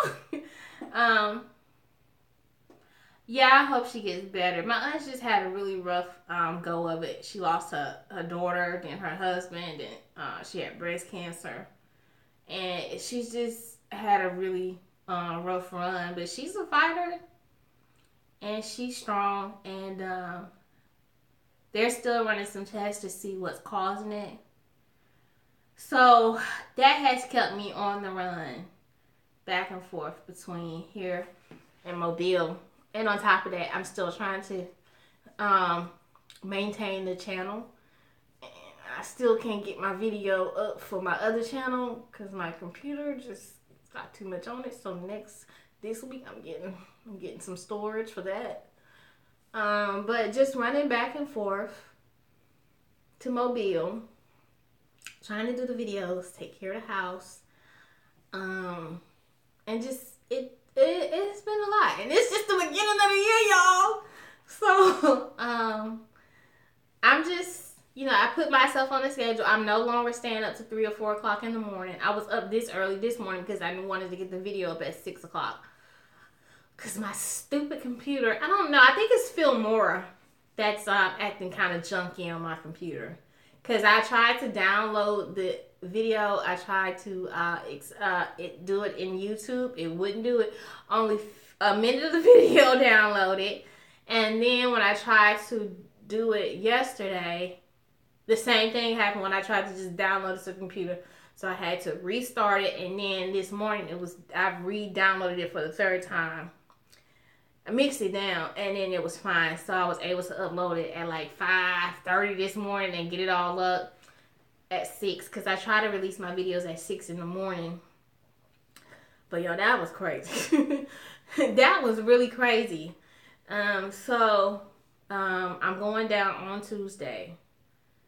I gotta go to the post office Tuesday. I'm gonna go down and check on my aunt, check and see my sister and the kids. And that video, after I finish the video tomorrow, I'm editing it and I'm going to pre-post it. And then I'm going to do Wednesday, I'm going to do the video for sale day. And I'm probably going to do another video in between. I'm going to try to get 3 to 4 videos a week. You guys are going to get the Sunday mukbangs, and you're going to get the Saturday video, and you're going to get the Wednesday video. But I've been trying to throw in an extra video, like the breakfast sandwich video. That was an extra video. So I'm trying to do an extra video. I think I'm going to probably, when I'm in Mobile next time, I'm probably going to do a live eating show at the seafood house, because we have a seafood house where you can you can walk up to the counter, you can get it and take it home with you, or they will cook that shit for you in there. It's called Mukbangs, but I did talk to the owner and she said she was okay with me filming a live eating show in there. So I just told her they could use it on their Facebook page if they wanted to. I don't care. But yeah, I'm going to do a live eating show in the restaurant. I'm going to have to set it up to do it. But she's okayed it. And I've been going to that. That used to just be a seafood house when I was a little girl. But then they started doing steamed food. And now it's like a restaurant and a seafood house all in one. And it's so good, y'all. Oh my God. If you ever get a chance to come to Mobile, you definitely have to go in the Mukbangs, because it's delicious. It's steamed seafood, and they fry it. They have everything you could dream of. And you just walk up to the case, pick what you want, or tell them how many pounds you want, and they just give it to you. They give it to you, honey. And, yeah. So I'm going to try to get that done, or just sit down in a restaurant that I like and order something that I know y'all gonna like to see my fat ass eat. Because y'all know I ain't missing no meals. She ain't missing no meals, honey. So what else? So my goal is this year is to make my days more productive. So I've been getting up, starting last week, I started getting up every morning about 7:30 or 8 o'clock. If I wake up before then, I just try to stay up the whole day. But y'all, today it did not happen. I woke up early. I put the video up. We went to the grocery store. I made lunch and I got sleepy and I went and laid down. And it was like 2:30 when I laid down. And I told my husband, I said, wake me up at 5:30. Y'all, he came in that room. I was like, leave me alone. I was like, give me 30 more minutes. I woke up, it was 6:30. And I woke up, it was 6:30. So I went to sleep listening to some French, because I'm trying to work on my French. So my French is not good. It's not good at all. I can't even remember it. So I've been listening to French and trying to work on my French, and then I'm gonna attempt to learn. Once I can get my French down, respectably, I'm gonna work on German, because what I want to do is I want to do a video in another language on the channel, just to see how it would do. But yeah, I want to try it. So one thing I plan on doing is I want to do a video. I want to do something different. I want to do a video with French, and I want to do one in German, and then I want to do one in sign language. I think that people with sign language will really enjoy it. So I'm not a good signer, and I can't sign and cook at the same time. So I'm going to try to find someone who can do American Sign Language to do a video with me. And see how that works out. I think that would be good. What do y'all think? Sign language video? I'm going to talk through it, but they're going to do sign language. And I would love to do that. I know 2 people who speak American Sign Language. So I'm definitely I'm going to explore that a little bit more. I want to give a little bit of variety on the channel. Like, I'm about to snatch all y'all edges on YouTube. They use captions. Yeah, I know they use captions, but sometimes they don't want to use captions. They want to see somebody there signing for them. You know, think about it. Everywhere you go, you got to use captions because everybody doesn't speak sign language, you know. I mean, you can. I mean, they have. I mean, a lot of times they can read lips, and they can. Some of them can communicate verbally, but wouldn't it be nice to click on YouTube and find a video, or every now and then find a cooking video where there's actually a person in the kitchen signing? I think that would be amazing. And I want to give a little bit of variety. I think that would make people feel comfortable to know that, hey, I can watch her video and there's somebody signing. And I like that. I think it would be nice. I want everybody to feel welcome on my channel. And if me having somebody to come on once a month or once every couple months to do a sign, to do sign language, I think that would be good. You know, I have to pay them a couple coins. But I think that would be good, you know. I think that would be really good. You know, cause my channel is about, I want everybody to feel comfortable on my channel. You know, doesn't matter if you're deaf or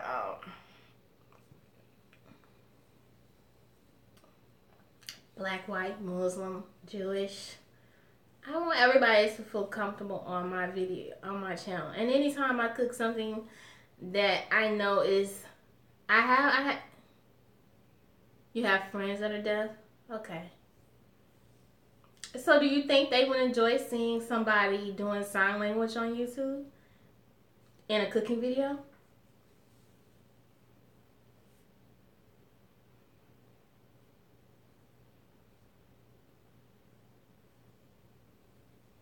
I think they would.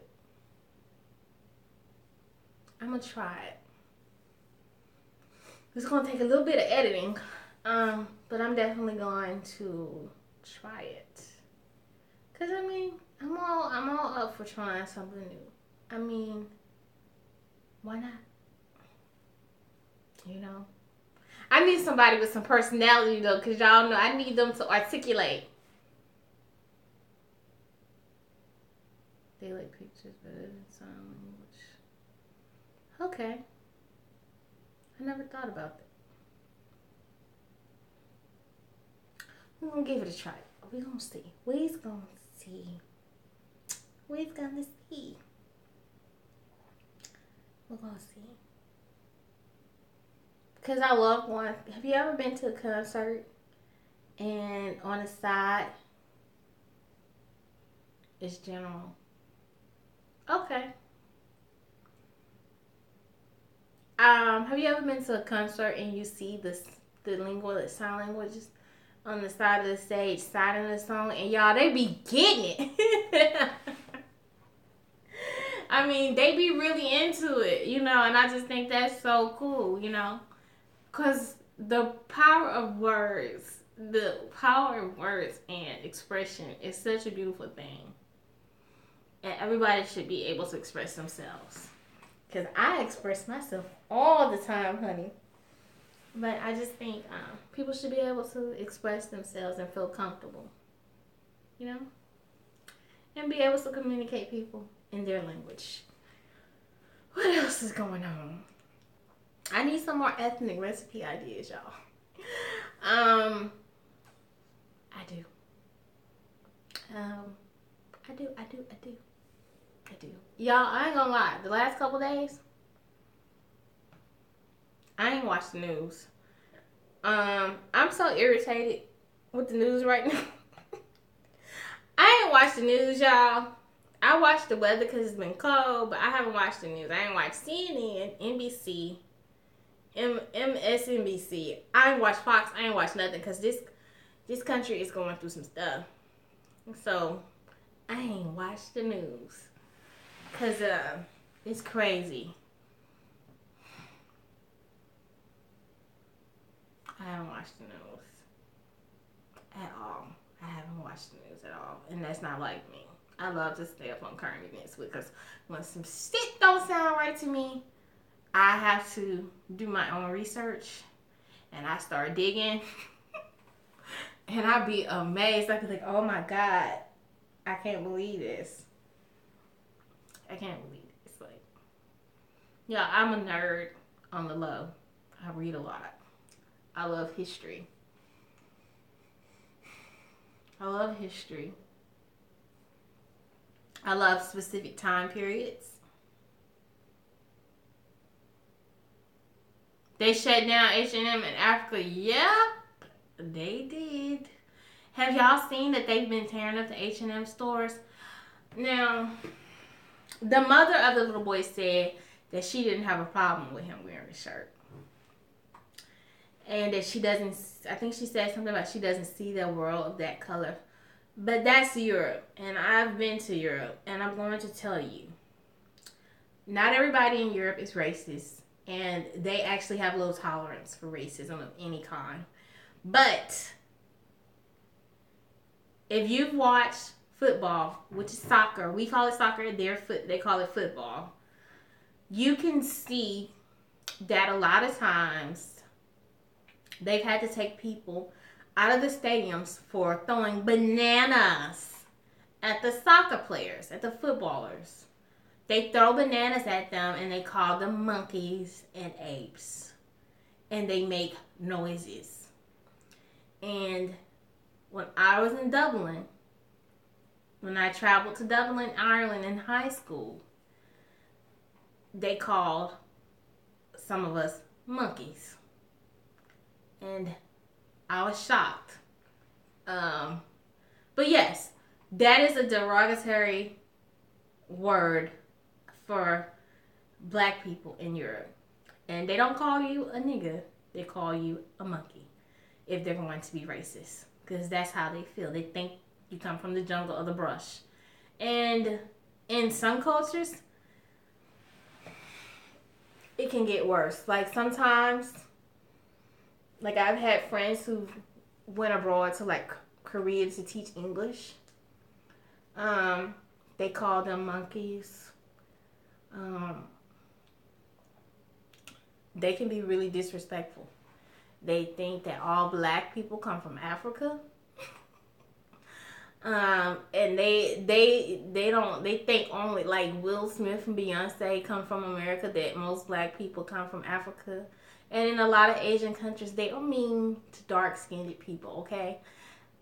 And people don't realize in Asia, there are people darker than me that come out of Africa.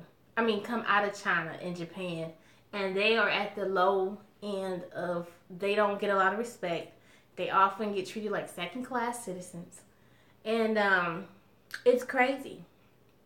It's really crazy. And in India, you have some people in India who are darker than me, and they get really mistreated. Really mistreated. So people don't realize, like, just being dark-skinned can be a disadvantage in some places. If you allow it. Because I'm not letting nobody hold my black ass back, okay? My black, brown ass back. You cannot hold me down because of my race.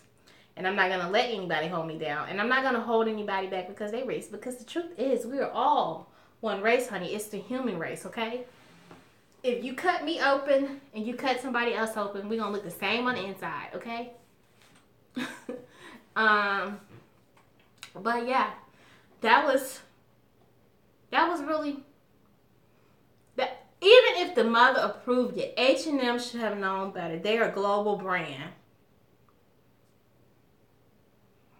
There's no excuse.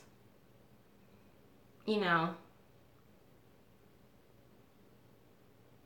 And the mother, I feel like, is one of those things to where she was looking for a paycheck. Because there's no way most black mothers or African mothers would let somebody put Cooley's Monkey in the Jungle on their child. Like, even if the mother was okay with it, somebody in the executive office should have been like, oh, hell no. We cannot put this out. You know, and some people say it's not a big deal. But until you've been called a monkey out of hate,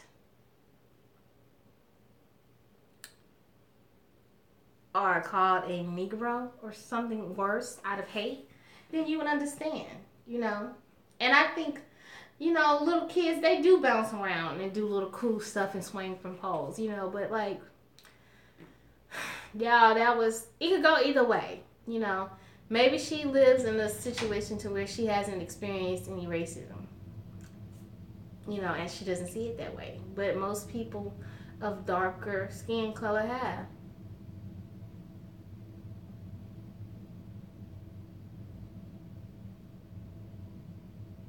Yeah, I think you're right. I mean, I don't know.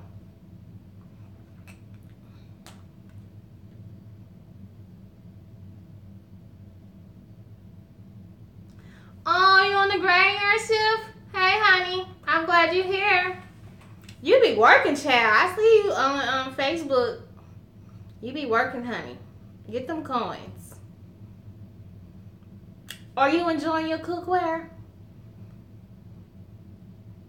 Did you make anything for the holidays?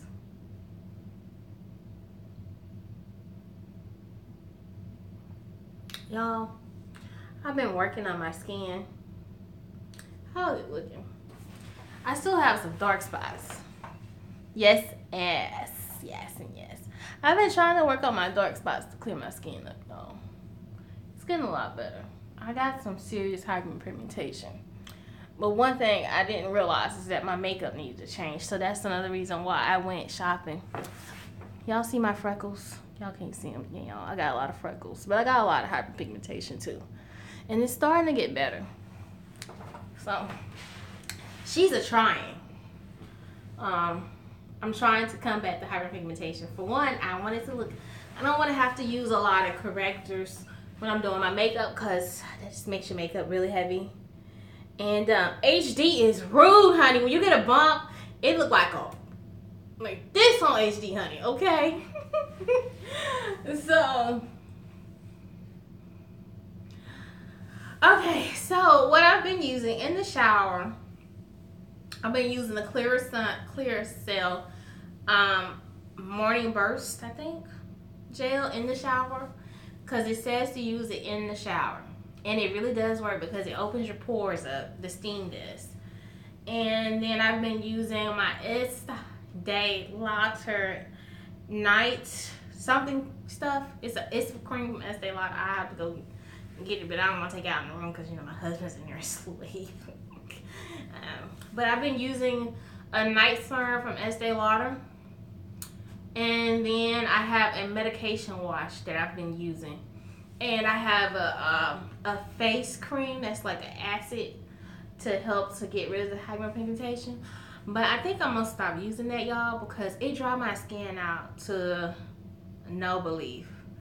So I'm constantly trying to moisturize. And I'm an oily girl, so, you know, if something is drying my skin out like that, that's not good because now I find myself trying to put the moisture back in my skin because when you suck oil moisture out your skin, and you don't rehydrate your skin before you put your makeup on, you end up looking like somebody fried chicken on your forehead. So, I'm gonna, I know one thing that cleared up my spots was raw African black soap. That really cleared up my hyperpigmentation one time. But to counteract the dryness from the black soap, I was using pure shea butter. And my skin was so pretty.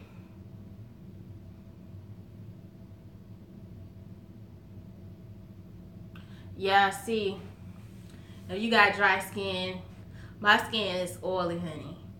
And I don't understand most of the people in my, well, I do understand. Most of them have beautiful skin in my family, but they're a lot darker than me. And I find that dark skin usually has less problems with acne. I don't know why. But they don't. My aunt has only, I've only seen one of my aunts with one bump in my whole life. But me, honey, I have to drink a lot of water. Yeah, I drink anywhere. Like I drink this soda for dinner, but today already I've had 3 liters of water, and before I go to sleep, I'm gonna have another liter of water because I have to constantly keep flushing. That's the only way I've been able to get my skin under control, and it's crazy because I can't be having these breakouts and trying to get on camera because sometimes when I wasn't posting regularly, sometimes it would be because my face would break out. But now I have to post. Water is not your friend. What's wrong, honey? You don't drink it. Does it make your stomach hurt or you just don't like water? Because sometimes, now I'm going to tell y'all, the side effects when you...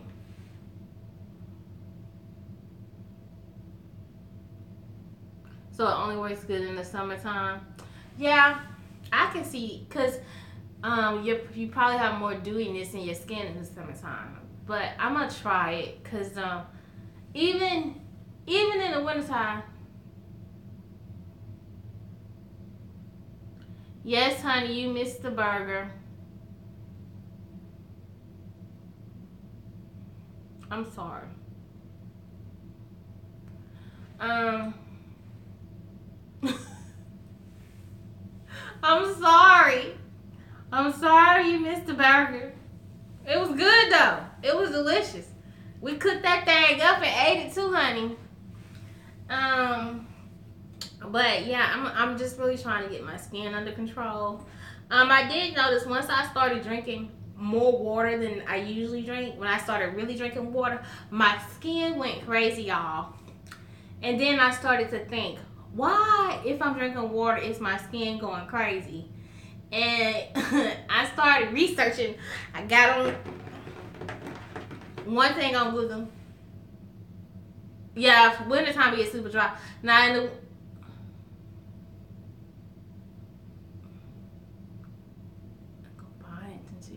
ooh, is that gonna help with my hair too? Honey. Okay, I might have to do that. Add a little bit of biotin to the water. I can see that helping too, because biotin is good for your hair, skin, and nails. My face broke out really bad. Like after about 4 days of drinking the water, my face broke out. So Google said I had a bacteria on my skin. I'm like, hell no, I ain't got no bacteria. So then it said that when you start, if you haven't drinking a lot of water and you start to drink a lot of water, your body starts to detox. So water does detox you naturally. Yeah, I'm gonna have to try the biotin thing too, honey. So after about a week of drinking water, my skin went crazy. And then I just kept drinking water. And I went and sat in the steam room and the sauna. And then about 4 days later, the breakouts started to clear up. And then I started, drinking more water. But now the only thing I'm worried about is like the hyperpigmentation. I haven't had any real breakouts until my hormones get crazy, because Mother Nature wants to show up. And she always shows up right here and right here. Maybe over here sometimes, but I'm just trying to combat the hyperpigmentation, and I've been trying to make sure I keep sunscreen on when I don't have on makeup, because the sun actually makes hyperpigmentation worse. And as y'all can see, when I get on here sometimes, I don't always have on makeup, honey. I used to be an everyday makeup type of girl, and then I started doing YouTube, and I was like, no, honey, my skin's got to breathe. So, yeah, that's why I don't wear makeup every day no more, unless I have something to do. And yeah, I'm just not with it. I am just not with it. So.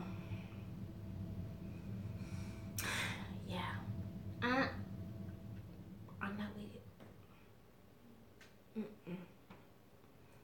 It's been working. So, and I try to drink y'all, I'm 200 pounds, okay? She is chunky. And a lot of it is all up here. But tomorrow is my first day working out.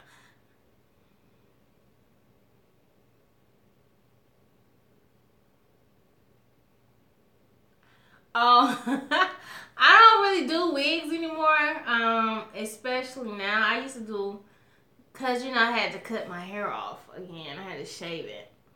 So I usually now just do the wig. You know, I do my sew-ins, and it helps to protect my hair a lot better. And I don't leave any of my hair out. Oh, those shoes. I still got a lot of shoes, honey. I ain't bought no shoes in a long time though.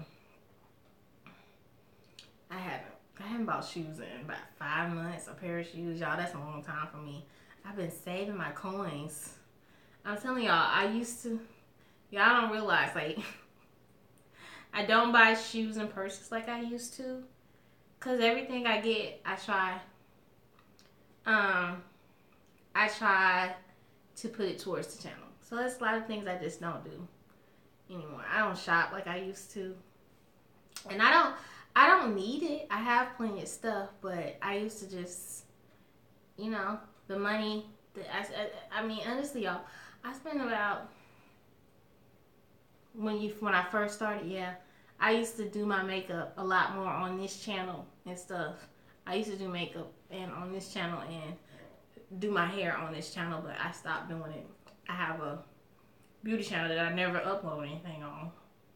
I got 2 videos over there. I'm trying to get to where I can do more videos on that channel. But y'all, that room was a lot smaller, so it made it look like it's a lot more. The room I have now to do that in is a lot bigger, so it doesn't look as much. But I have a decent amount of makeup. I don't have a whole lot of makeup, but what I do have is quality, and I'd rather have quality over quantity. I tell you that much. And that just helps. Like, I guess I can take y'all to the bathroom and show y'all. Because I haven't set my makeup up in my powder room yet. I still have not figured out how I'm going to do the powder room.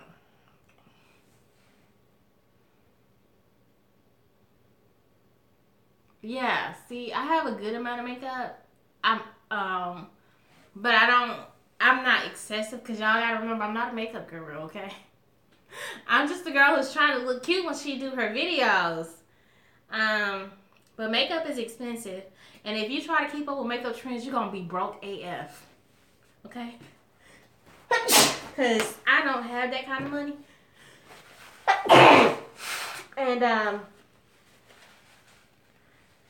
that's why another reason I don't wear makeup every day anymore, because I need to make sure that I can hold my supply for when I have my videos. I can't be going out every 2 months buying another foundation, because it's expensive, and my skin tone is so it's crazy. It take me a long time to find foundation, y'all. And then the way my skin is, it's crazy. It's cray. So I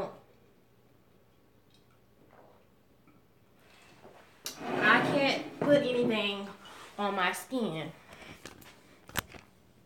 So that's what it is. Excuse me. I can't just put anything on my skin. So it gets a little crazy sometimes. I'm gonna put this in the kitchen. I'll come back for the rest of that. And I got y'all on the big stand tonight. See my kitchen, y'all? It's reckless. I gotta clean it. But the guest bathroom is where I do my makeup. And this is what it's looking like right now. Because I was in here yesterday and I just haven't straightened everything up. But this is what it's looking like. And yeah. So I always keep fresh flowers in the house. My husband always buys me fresh flowers.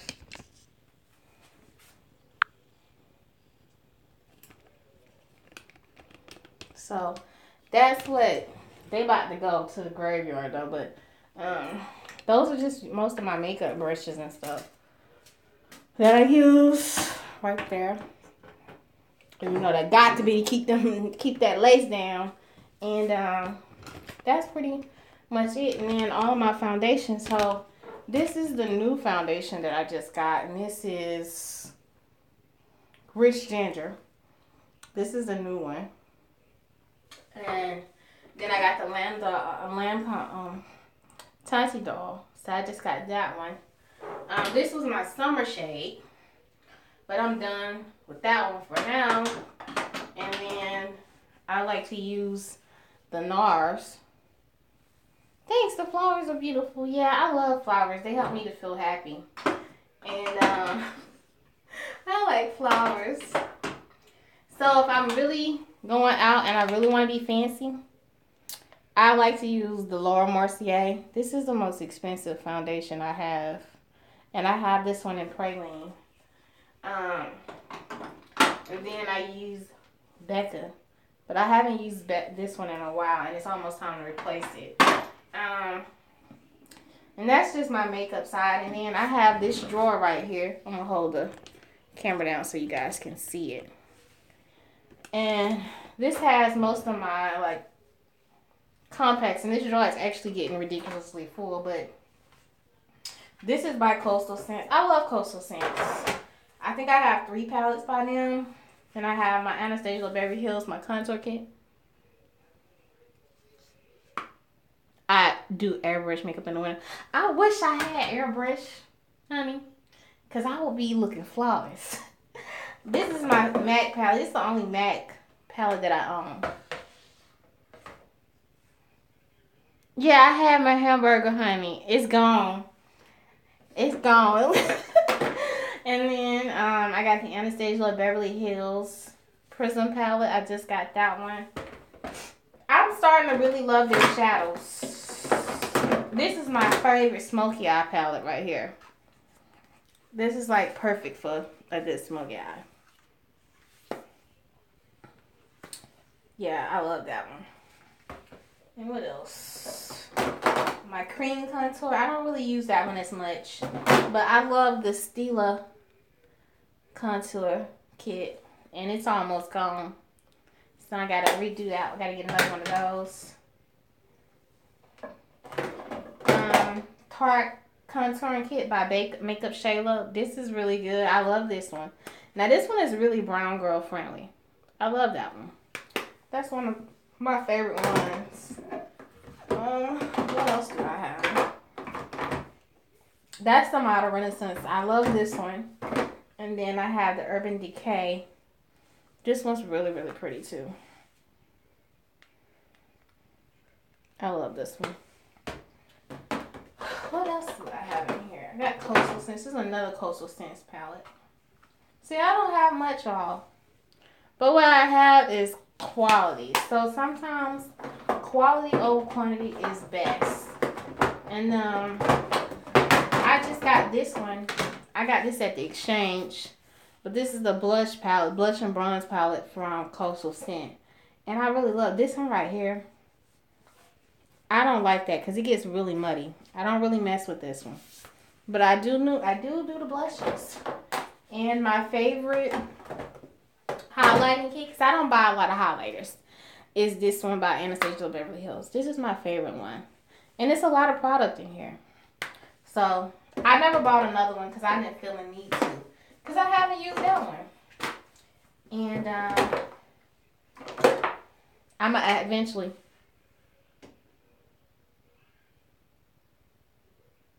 Girl, you talking about not much. Stop it. Like, well, you know, see, you see people and they have like buku. This is it. Everything that you see over here, that's it. It's nothing else. This is my Becca Shimmering Skin Perfection. This is my favorite. That's my favorite.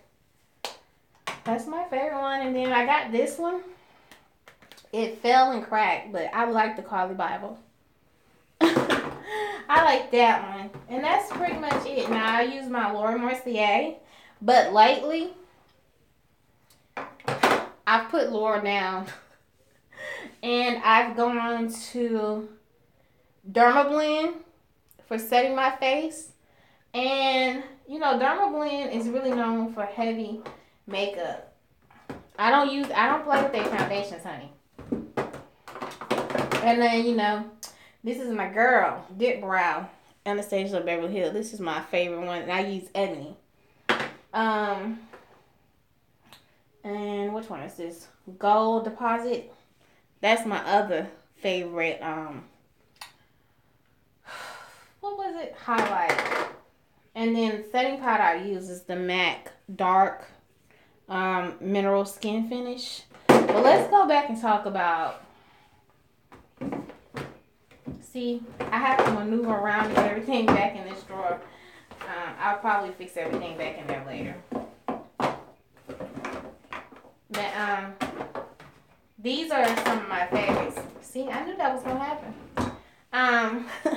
My favorite setting powder for like my highlight and my contour, and I actually have a little stool that I sit on, is the Dermablend. Now they have a brown translucent powder, but this one is $27. This is cheaper than the Laura Mercier and a lot of other ones, and you get a lot of product in this one. You get 1 ounce, and that's a lot of powder. But what I love about this, it sucks up all the oil, and it makes your face matte. And the powder, it's really fine. Like, it's really fine. It gets into the cracks and it smooths out everything. Like, if you look at it, you can see like how it sinks into like the little ridges of your finger. It just sinks in there and it just smooth. It's really silky. It smooths everything out. And I love this. Like, I like this more. See how it's blending in?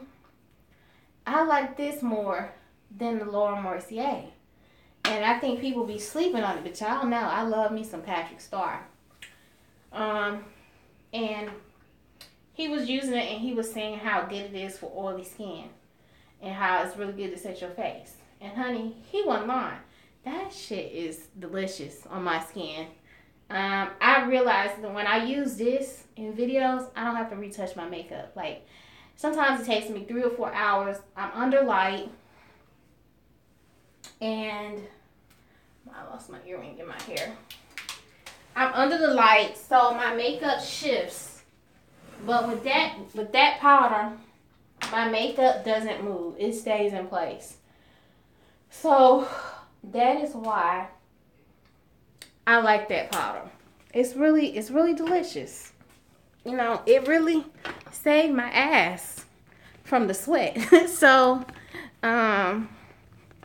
I like that powder. If you are an oily kind of girl, or you just need your makeup to stay in place all day, that powder is excellent.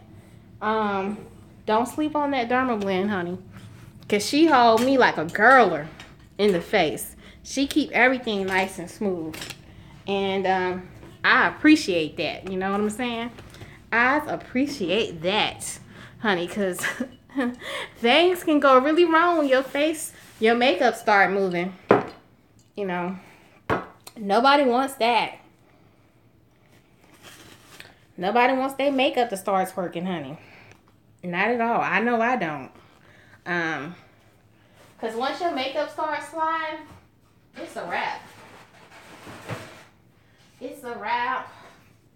It's a wrap. Start getting my kitchen cleaned up.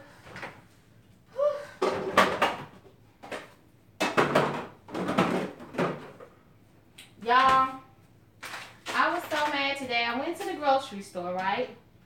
And I told the man, I said, sir, I need a ½ pound of turkey and a ½ pound of ham. You know that gave me a whole pound of each. It's only 2 people in my house. And then the turkey and ham is like $9 a pound. And y'all, I was so mad because they added like an extra $10 to my damn bill because he was too busy flirting with some chick. So y'all, I be counting my coins when I grocery shop, okay? I'm not gonna lie to y'all. This is not the lifestyles of the rich and famous, okay?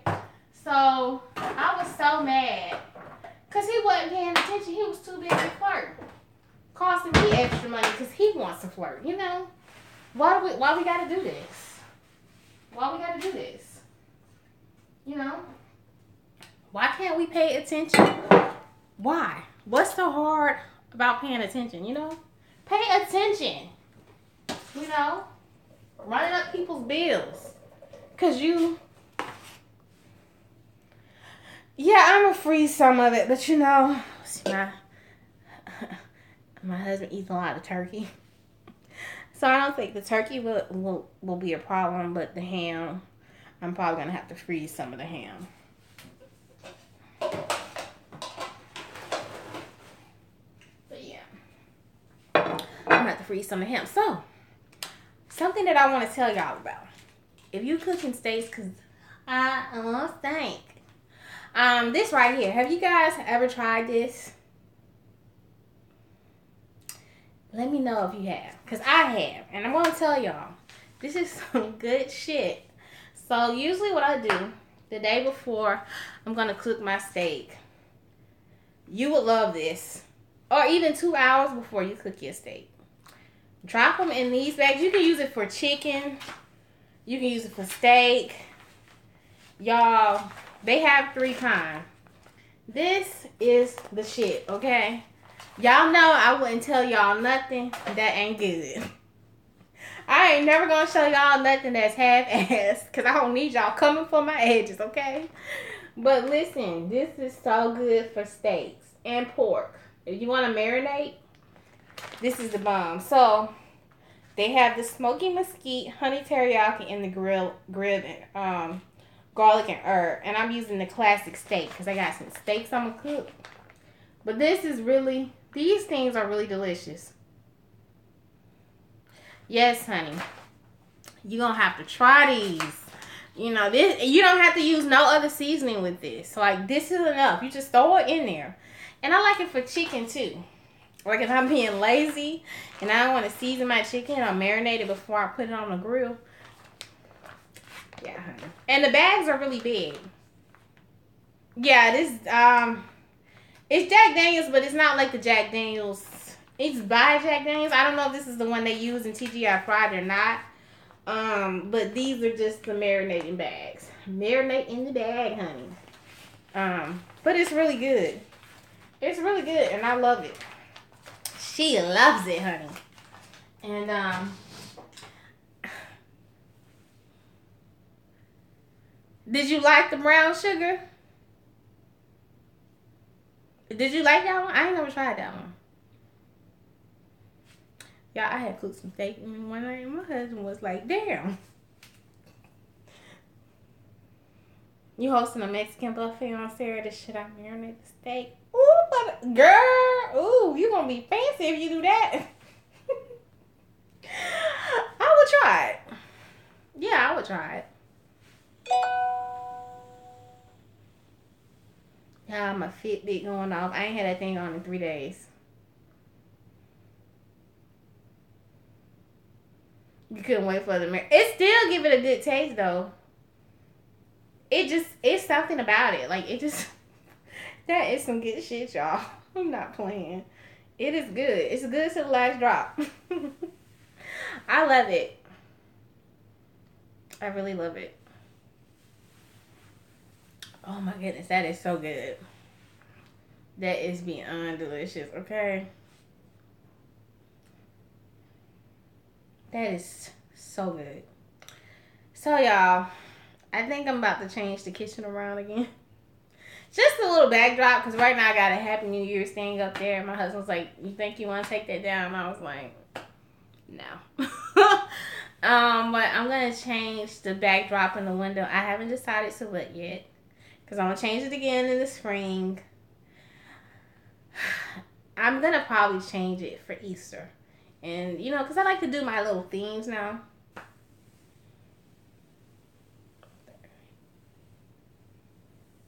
Been a vegetarian, girl. Congratulations! I have tried that lane, but it just doesn't work for me.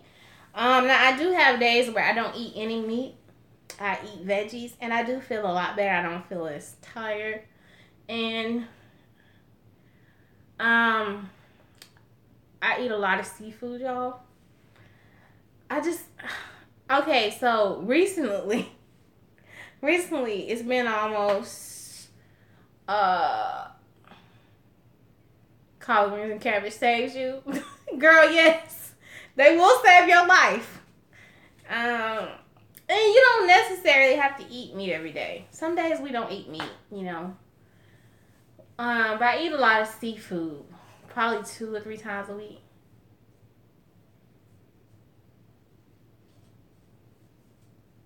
I ate no meat for 2 years and no dairy. How did it work for you? Y'all, because I'm struggling. Like, I've been a good girl. Oh.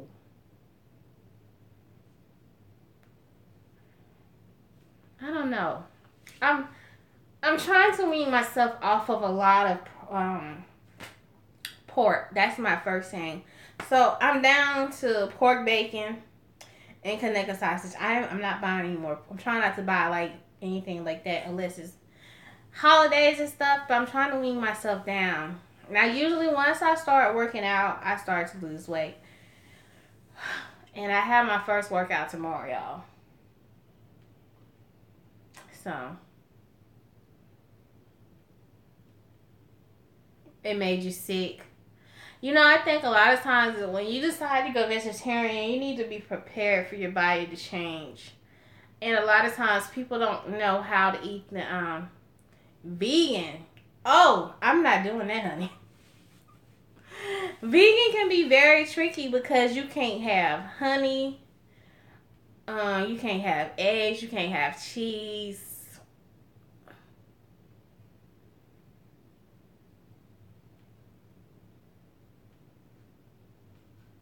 Um, skinny. I don't know if I can be a vegan because I like seafood. I love seafood. I kid not. I can't. I can't because even like it's just a lot of things. To be a vegan requires a lot. Yeah. Being a vegan it requires a lot. I'm just, honey, I am not set up for it. And it takes a lot of discipline to be a vegan.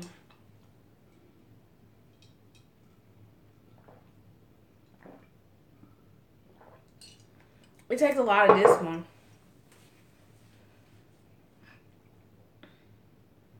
Yeah, even just eating meat and you can lose weight.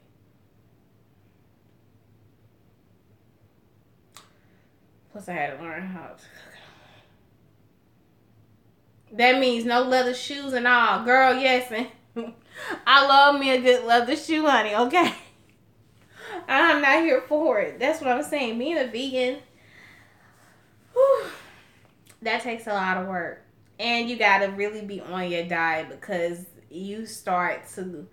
I've seen people who become vegan and their hair start to thin because, like, they can't take certain vitamins because they're not vegan approved. And it's expensive to be a vegan too. Like people don't tell you, being a vegan is very expensive because you have to cut out so much what you can't eat.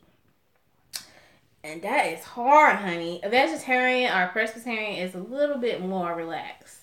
Now, can I become a vegetarian? Got too many fur coats for that. Okay, honey.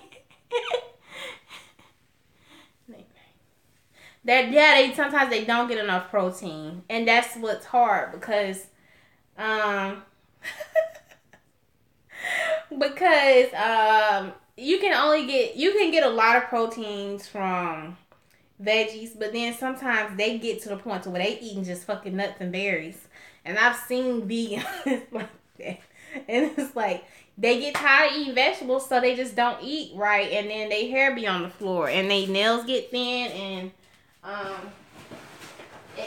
it can be done, but it's got to be done the right way. And I don't think a lot of people, when they decide to go vegan, I don't think they do their research. And I think it's a process to become a vegan too. So you can't just jump straight into veganism. It won't work. Alright, curry. Chickpeas for protein. Well, yeah, chickpeas have a lot. But see, you have some people who don't eat beans. You know, so how the hell you gonna be a vegan and you don't eat beans? Like, that's all your protein right there. Like, come on.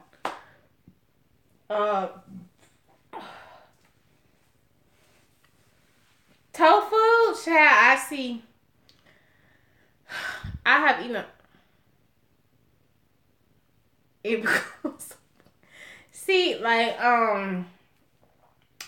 it does. I can't do tofu. For some reason, tofu in my tummy, it doesn't work. I hate tofu.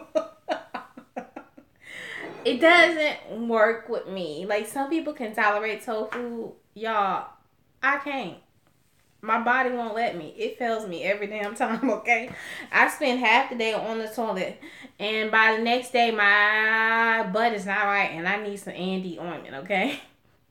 Just saying. So she can't do that. My mouth won't let me. Oh, I can't, y'all. I mean, the struggle is real. Like, I cannot do tofu. Oh my god, I can't do it. I attempted it, but I can't do it. But you know, it's my fault that I got, because I had got down to like 170 before we left Kansas, and I just haven't really worked out here. So, and I'm one of those type of people.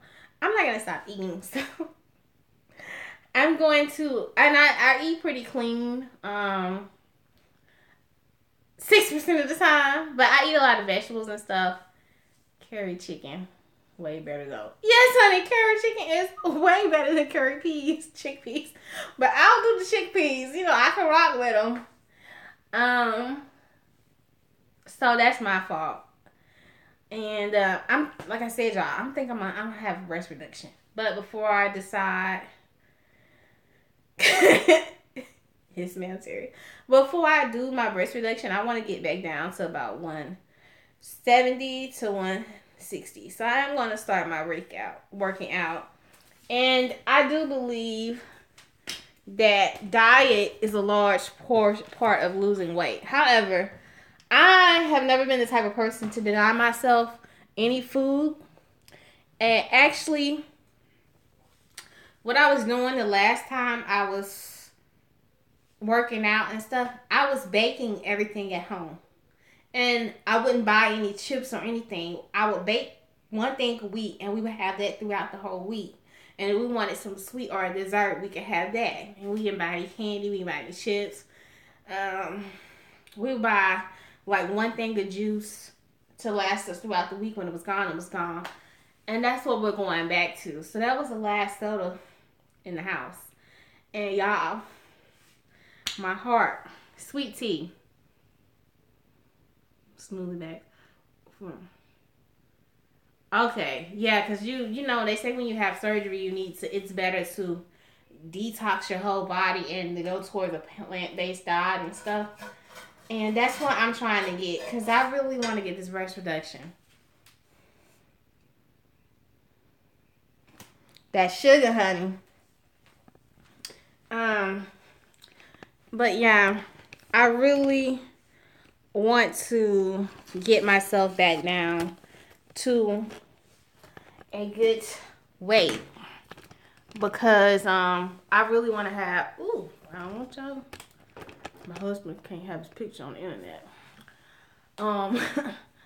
I really want to get back down to about 170, 160, somewhere in between there before I have my breast reduction, and I want to maintain it.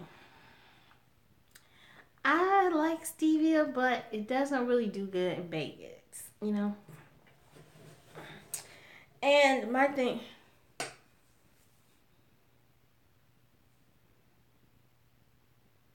girl, my tummy is big. Like, well, see, a lot of people, when you have a big chest, your chest trying to camouflage your stomach. So I can understand that. Because, like, my tummy is out of control some days, you know? I feel like, Jesus God, people gonna be like, you pregnant. No, she's fat. That's what I be like, no, I'm fat. But the only thing is craving pop. Yeah, that's the hardest thing to break. I'm not gonna lie. After I got down, I noticed my back started hurting. And y'all, I need that breast reduction so bad, and I'm glad that I had insurance to do it. But I really want to lose some weight before I do it. Because the struggle is real. I just want to be healthy. You know, I'm not going to stop the cooking videos because, like I said, even I don't diet. Well, right now I'm in a size 10 pants. And I'm actually not that big, y'all. My breasts are huge. I'm carrying about 20 to 30 pounds of breast tissue. All this is heavy. I'm carrying about 25 to 30 pounds of breast tissue. So, in pants, I'm a size 10. If I lose 10 pounds, I can get into a size 8. My tops, I have to go up to an extra large. Because she said that's not big. My tops, I have to go.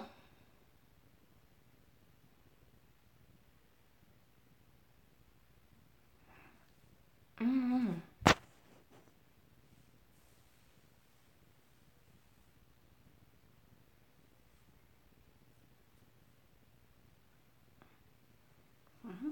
I don't know. My tops, I have to go up to an extra large, or sometimes a 1X because my breast is so big.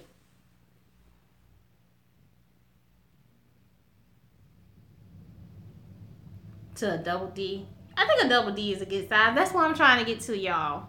I'm trying to get to a double D because y'all don't want to know what's going on up here. Actually, my breasts don't go down when I lose weight. I might drop like a cup size, but they don't go down dramatically. My back gets smaller, and my thorax. But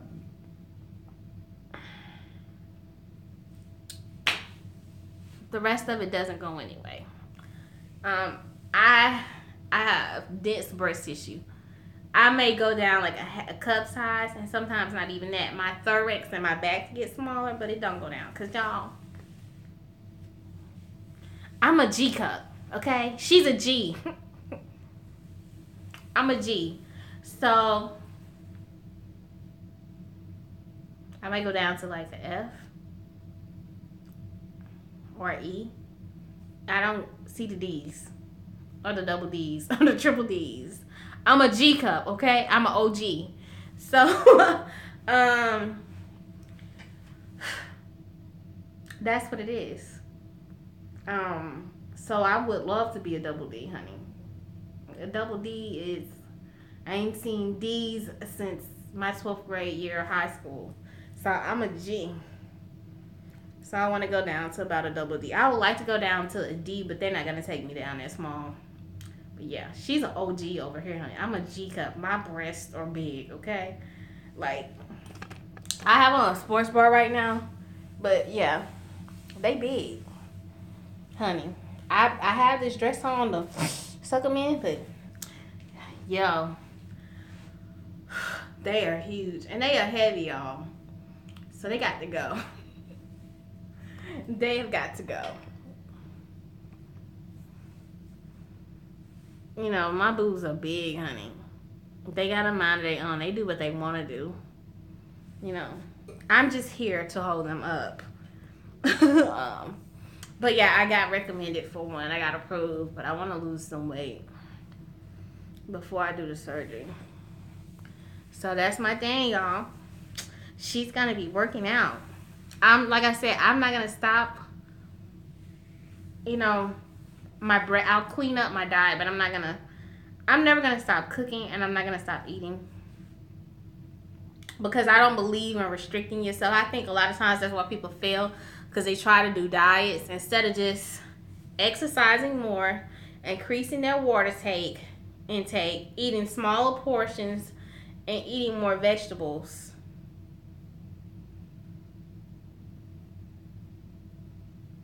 Oh, you fine, honey. Take your time. I know you at work. You making that money, honey. But yeah, you wanna get healthy.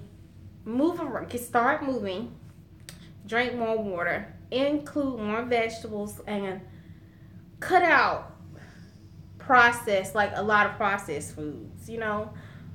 And you'll start to lose weight. That's just common sense. You don't have to cut out all your carbs.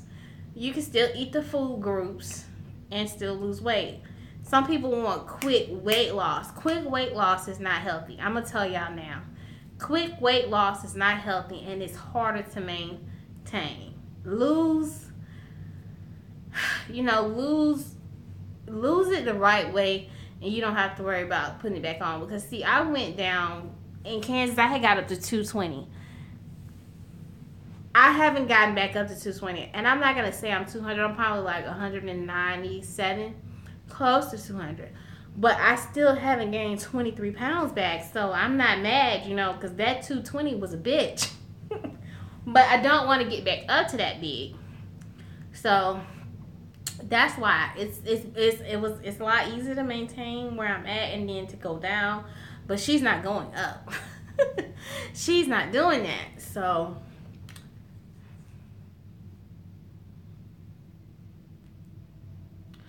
I tried intermittent fasting, but I can't do it.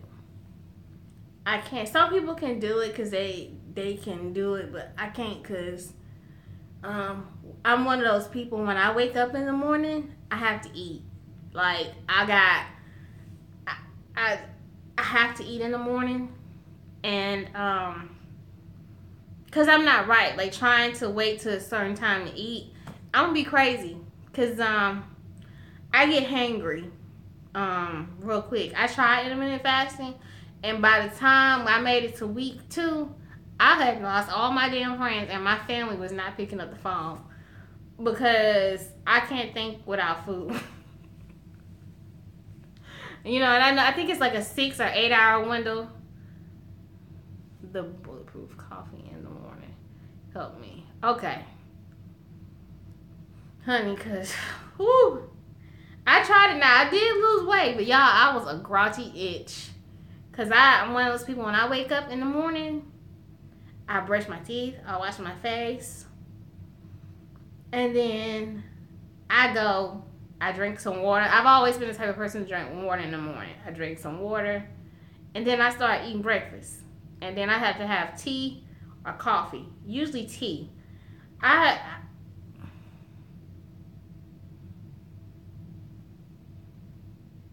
said it's disgusting, but it works. Ooh, honey, I be trying. Like, I've never been able to do a diet or a lot of, like, I do fit tea when I'm trying to cleanse myself. I can do the fit tea. But I've never tried the bulletproof coffee. But if you say it's disgusting, honey, me and it ain't gonna get along, because my taste buds just won't let me do it. My taste buds are really sensitive, y'all. My husband said I got bougie taste buds, but yeah, my taste buds are sensitive. If something don't sit right on my tongue, I instantly start gagging, okay? I can't do it. So, I don't know why I'm like that. Like, I try. I was trying to do, like, the cayenne cleanse with the lemon and the honey. Girl. it didn't work. Not only did it send me to the bathroom to shit my brains out, which that's what it's supposed to do, but I couldn't get with that taste. Like, I would rather just clean up my diet and still enjoy some of the things I want. Cause my concern is I'm not concerned with being super skinny, cause I've never been skinny, but I do want to be healthy, and I want to get back to a point to where I can start jogging. And the more I move around, the better it is for my hip. So, and the weight, getting the weight off, and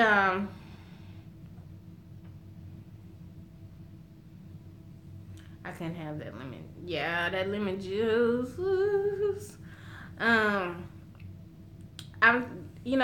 I have, what is it called, FIA in my hips, like my joint in my hip. And y'all know, like earlier, like late last year, my hip was jacked up. I couldn't stand. I was pretty much on bed rest.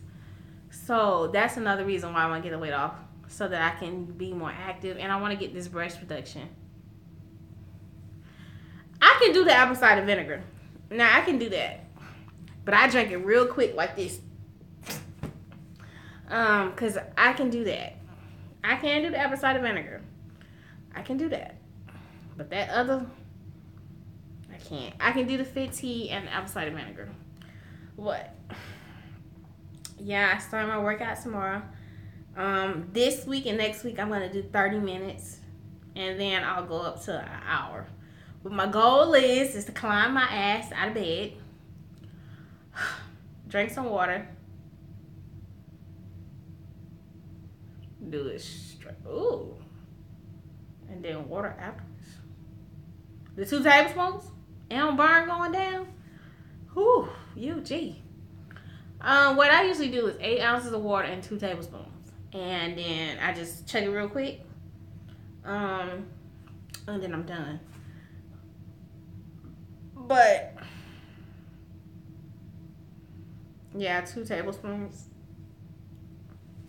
What I do that, but I just want to be, I need to get back into working out. I felt better. I had more energy when I worked out, and that's the thing. Like, I'm trying to put stuff into place that will keep me on a schedule. Like that's the one thing I've been trying to work on for this year.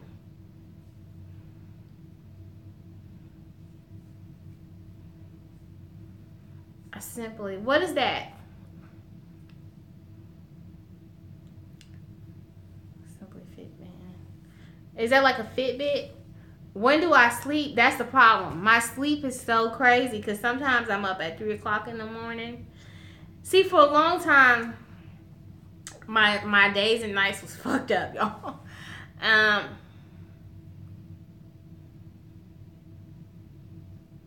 Oh, I didn't know they had a pill.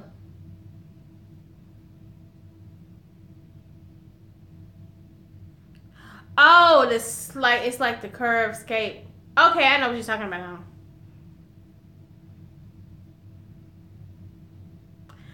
I don't know. Like, I'm a backwards ass person, y'all. I keep trying to tell y'all I'm crazy for real. Just with no check and no medicine. But I have a hard time sleeping at night sometimes. This week, I've actually been sleeping at night. I've been getting up at like 5 or 3 in the morning and staying up until like 8 or 9 or 10 or like 11 o'clock and then going back to sleep. But today I took a nap. But I'm trying to get myself on a schedule to where I sleep at night, and I've actually been doing pretty good this week. So I've actually been sleeping at night, and I've been getting up and working in the morning, or working and doing my videos and my editing and stuff during the day. So I'm actually on schedule now. Actually, in a little bit, I'm gonna get off here in about 5-10 minutes. I'm gonna get off here so I can get my shower and clean the kitchen and get in the bed. But I'm trying to get myself on a schedule. I'm trying to get myself on a filming schedule. See, that's how I be sometimes. I used to be. Or I won't go to sleep till 6 o'clock. But I lose so much time during the day And you know, sometimes I get up and it's like if I go to sleep at 7 o'clock in the morning or something, I get back up at 12. I clean my house. I try to set up for a video. I cook dinner. I try to do stuff, and it's just like I lose the day because everybody's winding down when I'm just getting started, you know. And I need to be winded up with everybody. And if you guys don't know, I'm up by 10. Yeah, and I just be fucking tired. I be angry and tired because I don't sleep enough, you know. So that's what I'm on now. I'm trying to get myself on a schedule. And like I was saying, y'all, if y'all don't know, now y'all know. YouTube as of like November became full time for me. I'm putting out more videos. I'm spending a lot more time editing. I'm spending a lot more time researching. So I need to be more productive. I need to sleep at night. I need to make sure I'm getting enough sleep. And I spend my time reading magazines, looking online for like recipes to try out before I bring it to y'all. Because I don't bring y'all nothing that I ain't cooked before. And I usually, like, I have a few things I've cooked twice that I'm going to eventually bring into the rotation of videos. And then I have recipes that I use when I work in bakeries and stuff that I'm bringing to y'all that I've had to go through and look for. So it's becoming, like, it's taking over. Even if I could find a job, which I've been looking, I'm only going to be able to work 3 days a week. Because YouTube is taking up all my time. And, you know, I was really pushing to find a job, but the channel is growing. Like, every day I wake up, I got 30, 40 new subscribers. The channel is growing. I think 2018 is going to be a year that really takes off for me here on YouTube. So, I'm investing everything I have into YouTube at this point to grow the channel and then to transition it into my everyday life. Like, I can't be sleeping till 1 o'clock in the afternoon if I'm trying to bake and sell cakes and do videos, because most people, when they order a cake or something, they want it early in the morning. You know. And I need to be up and alert, and I need to work out. I need to get myself back to working out. So I'm really trying to organize my life, because things have gotten so busy. Going into November,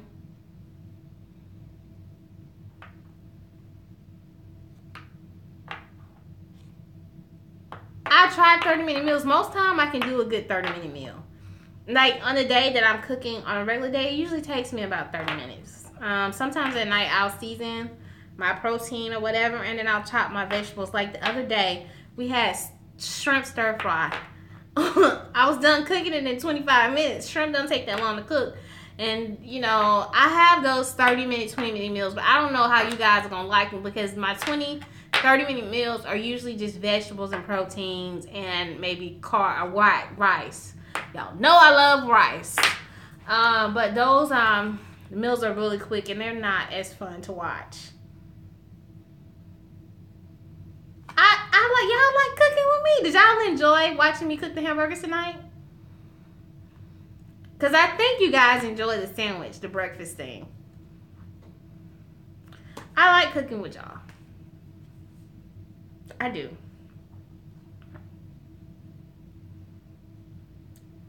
You like crock pot meals or sheet pan? Yeah. See, the only thing about it is you can't do a live crock pot meal. You gotta kind of, like, that's gonna have to be a film video. Because crock pot meals take anywhere from 6 to 8 hours to cook, depending on what you're cooking. So, oh, you enjoy it? See, I'm gonna have to do some crock pot meals. I am. Because I actually use my crock pot a lot, y'all. That damn crock pot be going over there. I got 2 crock pots, okay? I do. I have 2 crock pots, and I use them all.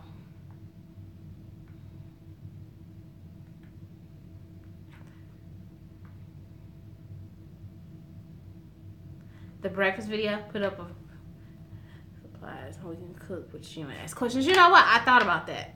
That's a good idea. Look out for that in February. Y'all know it take me a couple weeks to get everything together. So we can do that. Yeah, we can do that once a month. I like that idea. We can do that once a month. I give y'all What now? If we do that, what would be a good time to do it? Because, see, I have a lot of people on the East Coast, and I got a lot of people in the West Coast now. So what would be a good time? If it's 5 o'clock on the East Coast, is what time in California? About 4?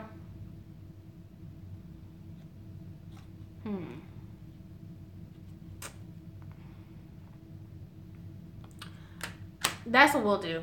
In February, we'll bring that back. I'll put, what I'll do is I'll just upload about 2 o'clock. If it's that time in California, okay. Yeah, because I see now I gotta look up on YouTube how to do that, where I can put up a poll. And I'll put up a YouTube poll. That's a good idea. And then I'll let y'all pick. And then when y'all pick, we'll set the date, and then we pick the food. And we'll set the date. I'll set the date, and we'll poll for the time, and then we'll poll for what y'all want to cook. And then we'll do it like that. I like that. See, that's why I be talking to y'all, because y'all be helping me out, because the struggle is real. And I know that it's something that y'all want to see. So we can do that. We can really, really do that, you know? We can do it. We can do it. But yeah, let's do that. Let's do that. We're going to do that. We're going to do some easy stuff that everybody can get. And we're going to try to keep it under $20. How about that? Because, you know, you can do a fly-ass meal for under $20, honey. Trust me. She knows. So, we'll pick a date. I'll pick a date. We'll pick a time. And we'll pick a meal. And we'll stay under $20. That way. I think that's affordable. At least for 4 people. Sounds good. Capiche. I'm going to write that in my notes.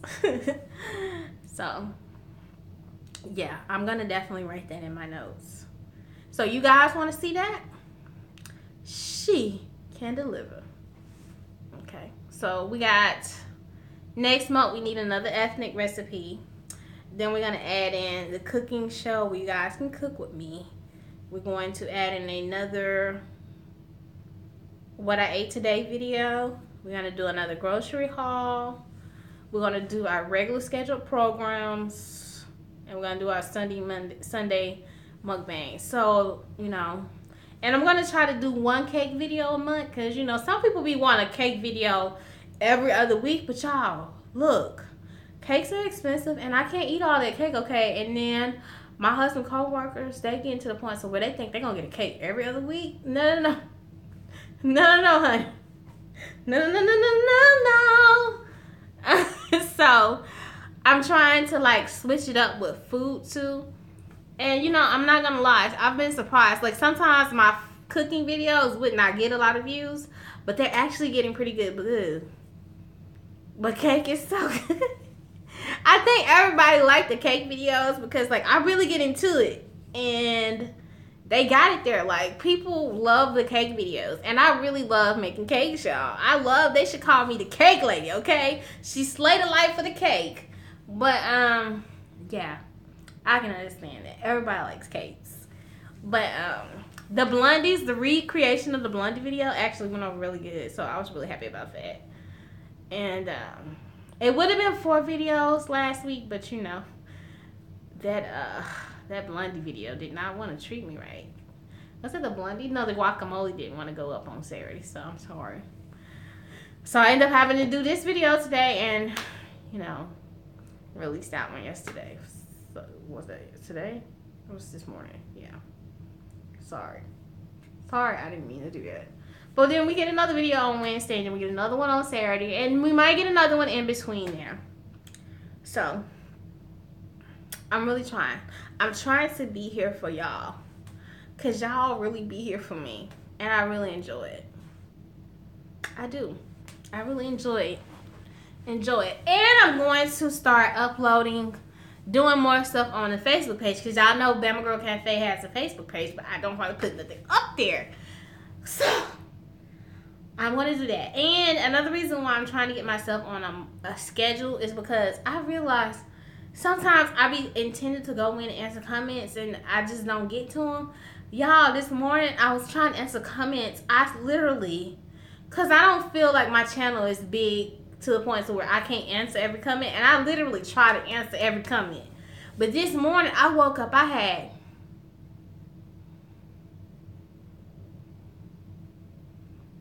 okay, girl, use that recipe. It was delicious. I literally had 40 comments to answer. And I answered all of them. I know a lot of people saying the guacamole video is not authentic because I didn't use the what is it called? The little thing where you mash everything up.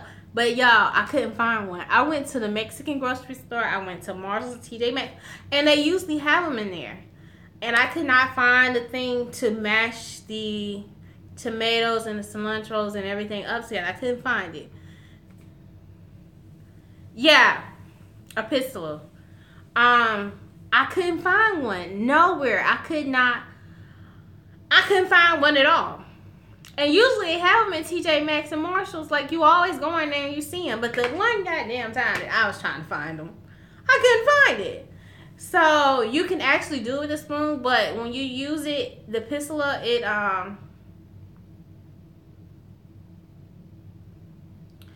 it helps to break down the tomatoes and the cilantros and the onions, and it just makes it really easier to bring out all the flavors of it before you add it into the guacamole. And see, I need to get one. Yeah. I went to the Mexican grocery store, y'all. We got one Mexican grocery store in town.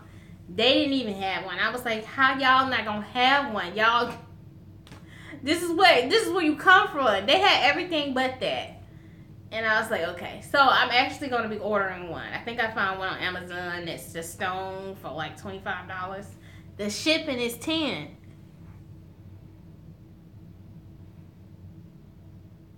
Yeah, try eBay. Yeah, like they gonna have. No, they ain't have not a one, honey. I'm gonna try. I'm gonna look on eBay too. But I found one on Amazon. So, but that damn guacamole is still good though. That is, and after researching it, not a whole lot of stuff goes in guacamole. Everybody, like what I've learned from researching guacamole, because I really did my research because I wasn't trying to fuck up nobody's recipe. But every family has a different version of guacamole. It's like every family.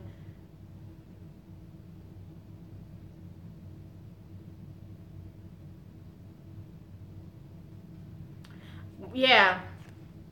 Well, I mean, some people just saying, you couldn't. They weren't being negative about it or anything, but it's true. Like, you really need that tool to make it. It did turn out good. It was so creamy. It was so good. But it's one of those things. Guacamole. Everybody has their different version of it, and I actually have a subscriber who's here who I'm trying to meet up with. Hopefully I can meet her this week. She says she has a recipe that her father makes in the comments, and that I can use hers if I can't find one. So girl, I'm coming, because I know her ass know how to make good guac, because her father's Hispanic. But yeah, like, I get a lot of good feedback. Like, the people who wrote the comments, they weren't saying anything negative, y'all. They were just telling me like the right way to do it, and I can appreciate that. I can handle constructive criticism. That's how you learn constructive criticism. And a lot of times when you guys tell me something, I'm okay with y'all telling me, because just because you go to culinary school or you've been cooking all your life, you can always learn from people. I'm always willing to learn from y'all. If y'all see something that, because professionals, I mean, even Gordon Ramsay, and he's at the top of his shit, is still learning. When you watch Gordon Ramsay, when he do his restaurant makeovers for those different restaurants, if it's something good in the restaurant, he'll ask them if he can borrow the recipe. That's the beauty in being a chef. You're always constantly learning. You're never gonna know how to cook every dish, but you can learn. That's the beauty of being a pastry chef too. That's the beauty of food.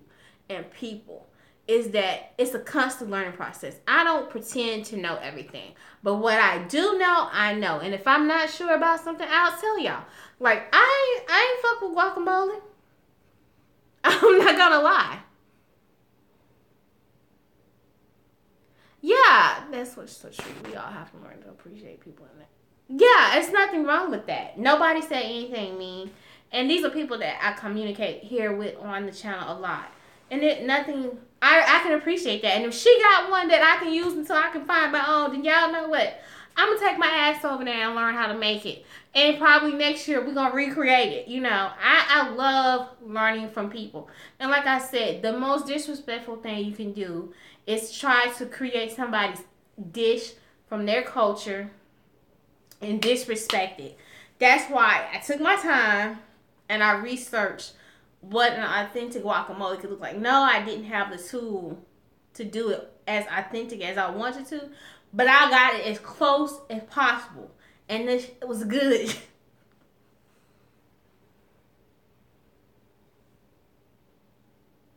Yeah, I love it now because guacamole is either you love it or you hate it, and I think if you get it from a restaurant and you buy it out of the store, it looks like poo.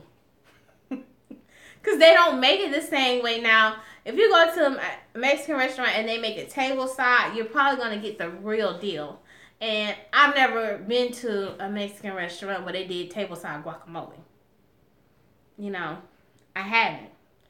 And I plan on going to Texas, y'all. I'm probably going to Mexico.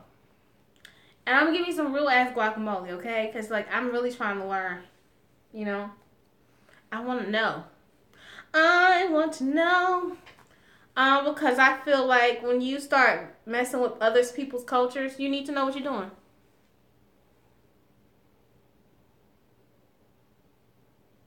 Yeah, you can. I mean, they tell you, when I was looking it up, they tell you how to do it with a fork. And you can still do it the authentic way with a fork. As long as you break it up right. Like, you shouldn't be using a knife. There's no knife needed for guacamole. Only thing you should be chopping up is the onions and the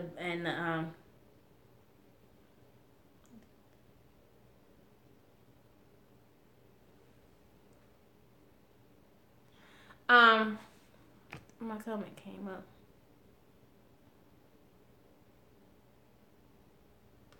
Yeah, I mean, I don't think it's necessary, but I was trying to keep it as authentic as possible. Because I don't like disrespecting people's culture. But a lot of people, like, I have a friend, she was like, they don't always have one on hand either. And they use a fork. As long as you don't put it in the blender. She was like, that is so disrespectful. And I was like, okay, girl, I got you. But I just like to respect people's culture and food. That's a big thing for me. Respecting people's culture. And that is with their food, their religion, their family, the way they family do things. Like, I'm really big on that. Because, I mean, who wants somebody disrespecting their damn culture? I don't. You know? It's all about how you treat people. And, you know, I think food is a big representation of where we come from. And you need to respect it when you decide to do it. You know? Because people will come for your edges. But, you know, I get a lot of love on this channel. And I get a lot of advice from y'all. And I enjoy it. It's everything that you guys have told me that I've put into the channel and changed on the channel has helped the channel to grow. It's just that simple, you know. And I would be a dumbass not to pay attention to y'all, because I can put a videos all day, but if it's not something that you guys like or respect, then who's gonna watch it? Nobody's gonna watch it. So the channel, yes, it's for me to be creative and do stuff, but you have to respect that.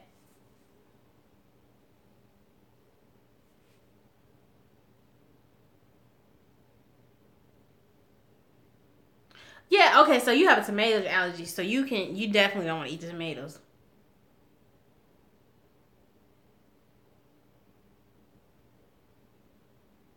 So just we got people that supposed to can't cook fried chicken and collard greens in your culture. So just do your best. Okay, so yeah, I respect that.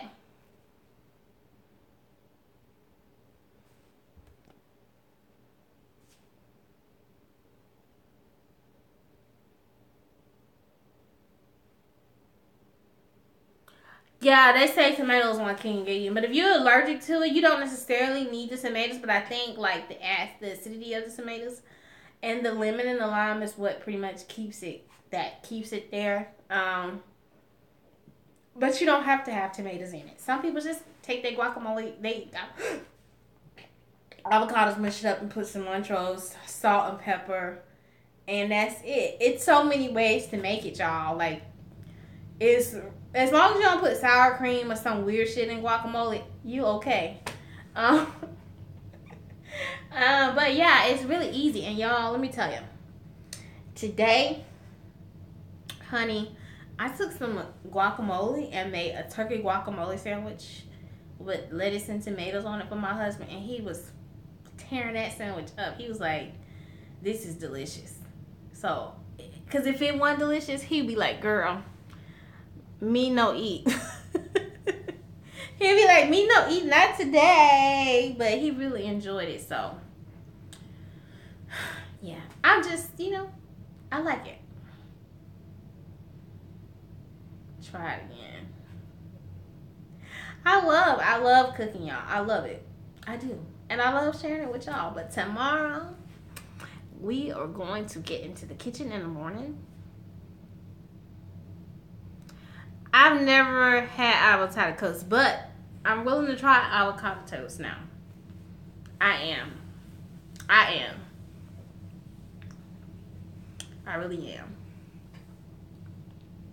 I'm going to try it. And I'm going to let y'all know when I try it, too. I am willing to try avocado toast. I think now I can eat avocados because I don't have the stigma behind it. Avocado banana smoothies are the bomb. I ain't never had that, but I'll try it. I'm willing to try it. I'm willing to try it. I'm definitely willing to try it. Well, y'all, I got to go. I got to clean the kitchen. Oh, and peanut butter. Don't forget. Oh. Yes, that is full of protein. Your stomach should be right all day. You should stay pretty full with that. Okay, so y'all, I got to go. I got to clean the kitchen because it's almost 11 o'clock. I got to take my shower. Got to get in bed. Good night, honey. And bye, love. Bye, honey. What else I gotta do? I gotta get in bed, clean the kitchen, because in the morning I'm getting up at 7. I'm going to get my breakfast. I'm going to go work out. Good night. Good night, Pat. And cover girl, secret agent. And then I'm going to go to get myself together to do the video tomorrow so I can edit it and go ahead and upload it. And then Tuesday I'm going to get up, do the same thing, and go home to check on my aunt, and then come back. And Wednesday I'm going to do Saturday's video on Wednesday, and hopefully Thursday we can cook together again. On Thursday I can do something and put it up, or we can go live and cook again. But with that being said, I love y'all. Have a good night. I enjoy talking to y'all. In the Bahamas we have sliced avocado with our grits and eggs for breakfast. Good night, Bama girl. Ooh, Miss Cox. Is that Mr. Terry? No, that's Miss. I'm not. Are you Cox? Okay. I'm gonna have to try that because I love grits, honey. I love grits. See, I had to lick my lips right then because I love grits. I love grits. Okay, let me go. I love y'all. I'll see y'all on Wednesday. And yeah, I'll see y'all on Wednesday. And y'all have the chocolate pound cake. Dun dun dun dun. Sugar and your grits. I can't do sugar in my grits, honey, but I can do some salt and pepper. Everybody got that way of eating grits. Yeah. Yeah, I can't. I tried. Subscribed. Oh, thanks. Thanks. All right, y'all. I'll see y'all later. Yeah, she like, I'm gonna try that again. I'm gonna try it again. I'm gonna try grits. I'm gonna try sugar in my grits again. I ain't gonna tell my family though, cause they're gonna cuss me out. But I love y'all, and I'll see y'all later. Bye bye.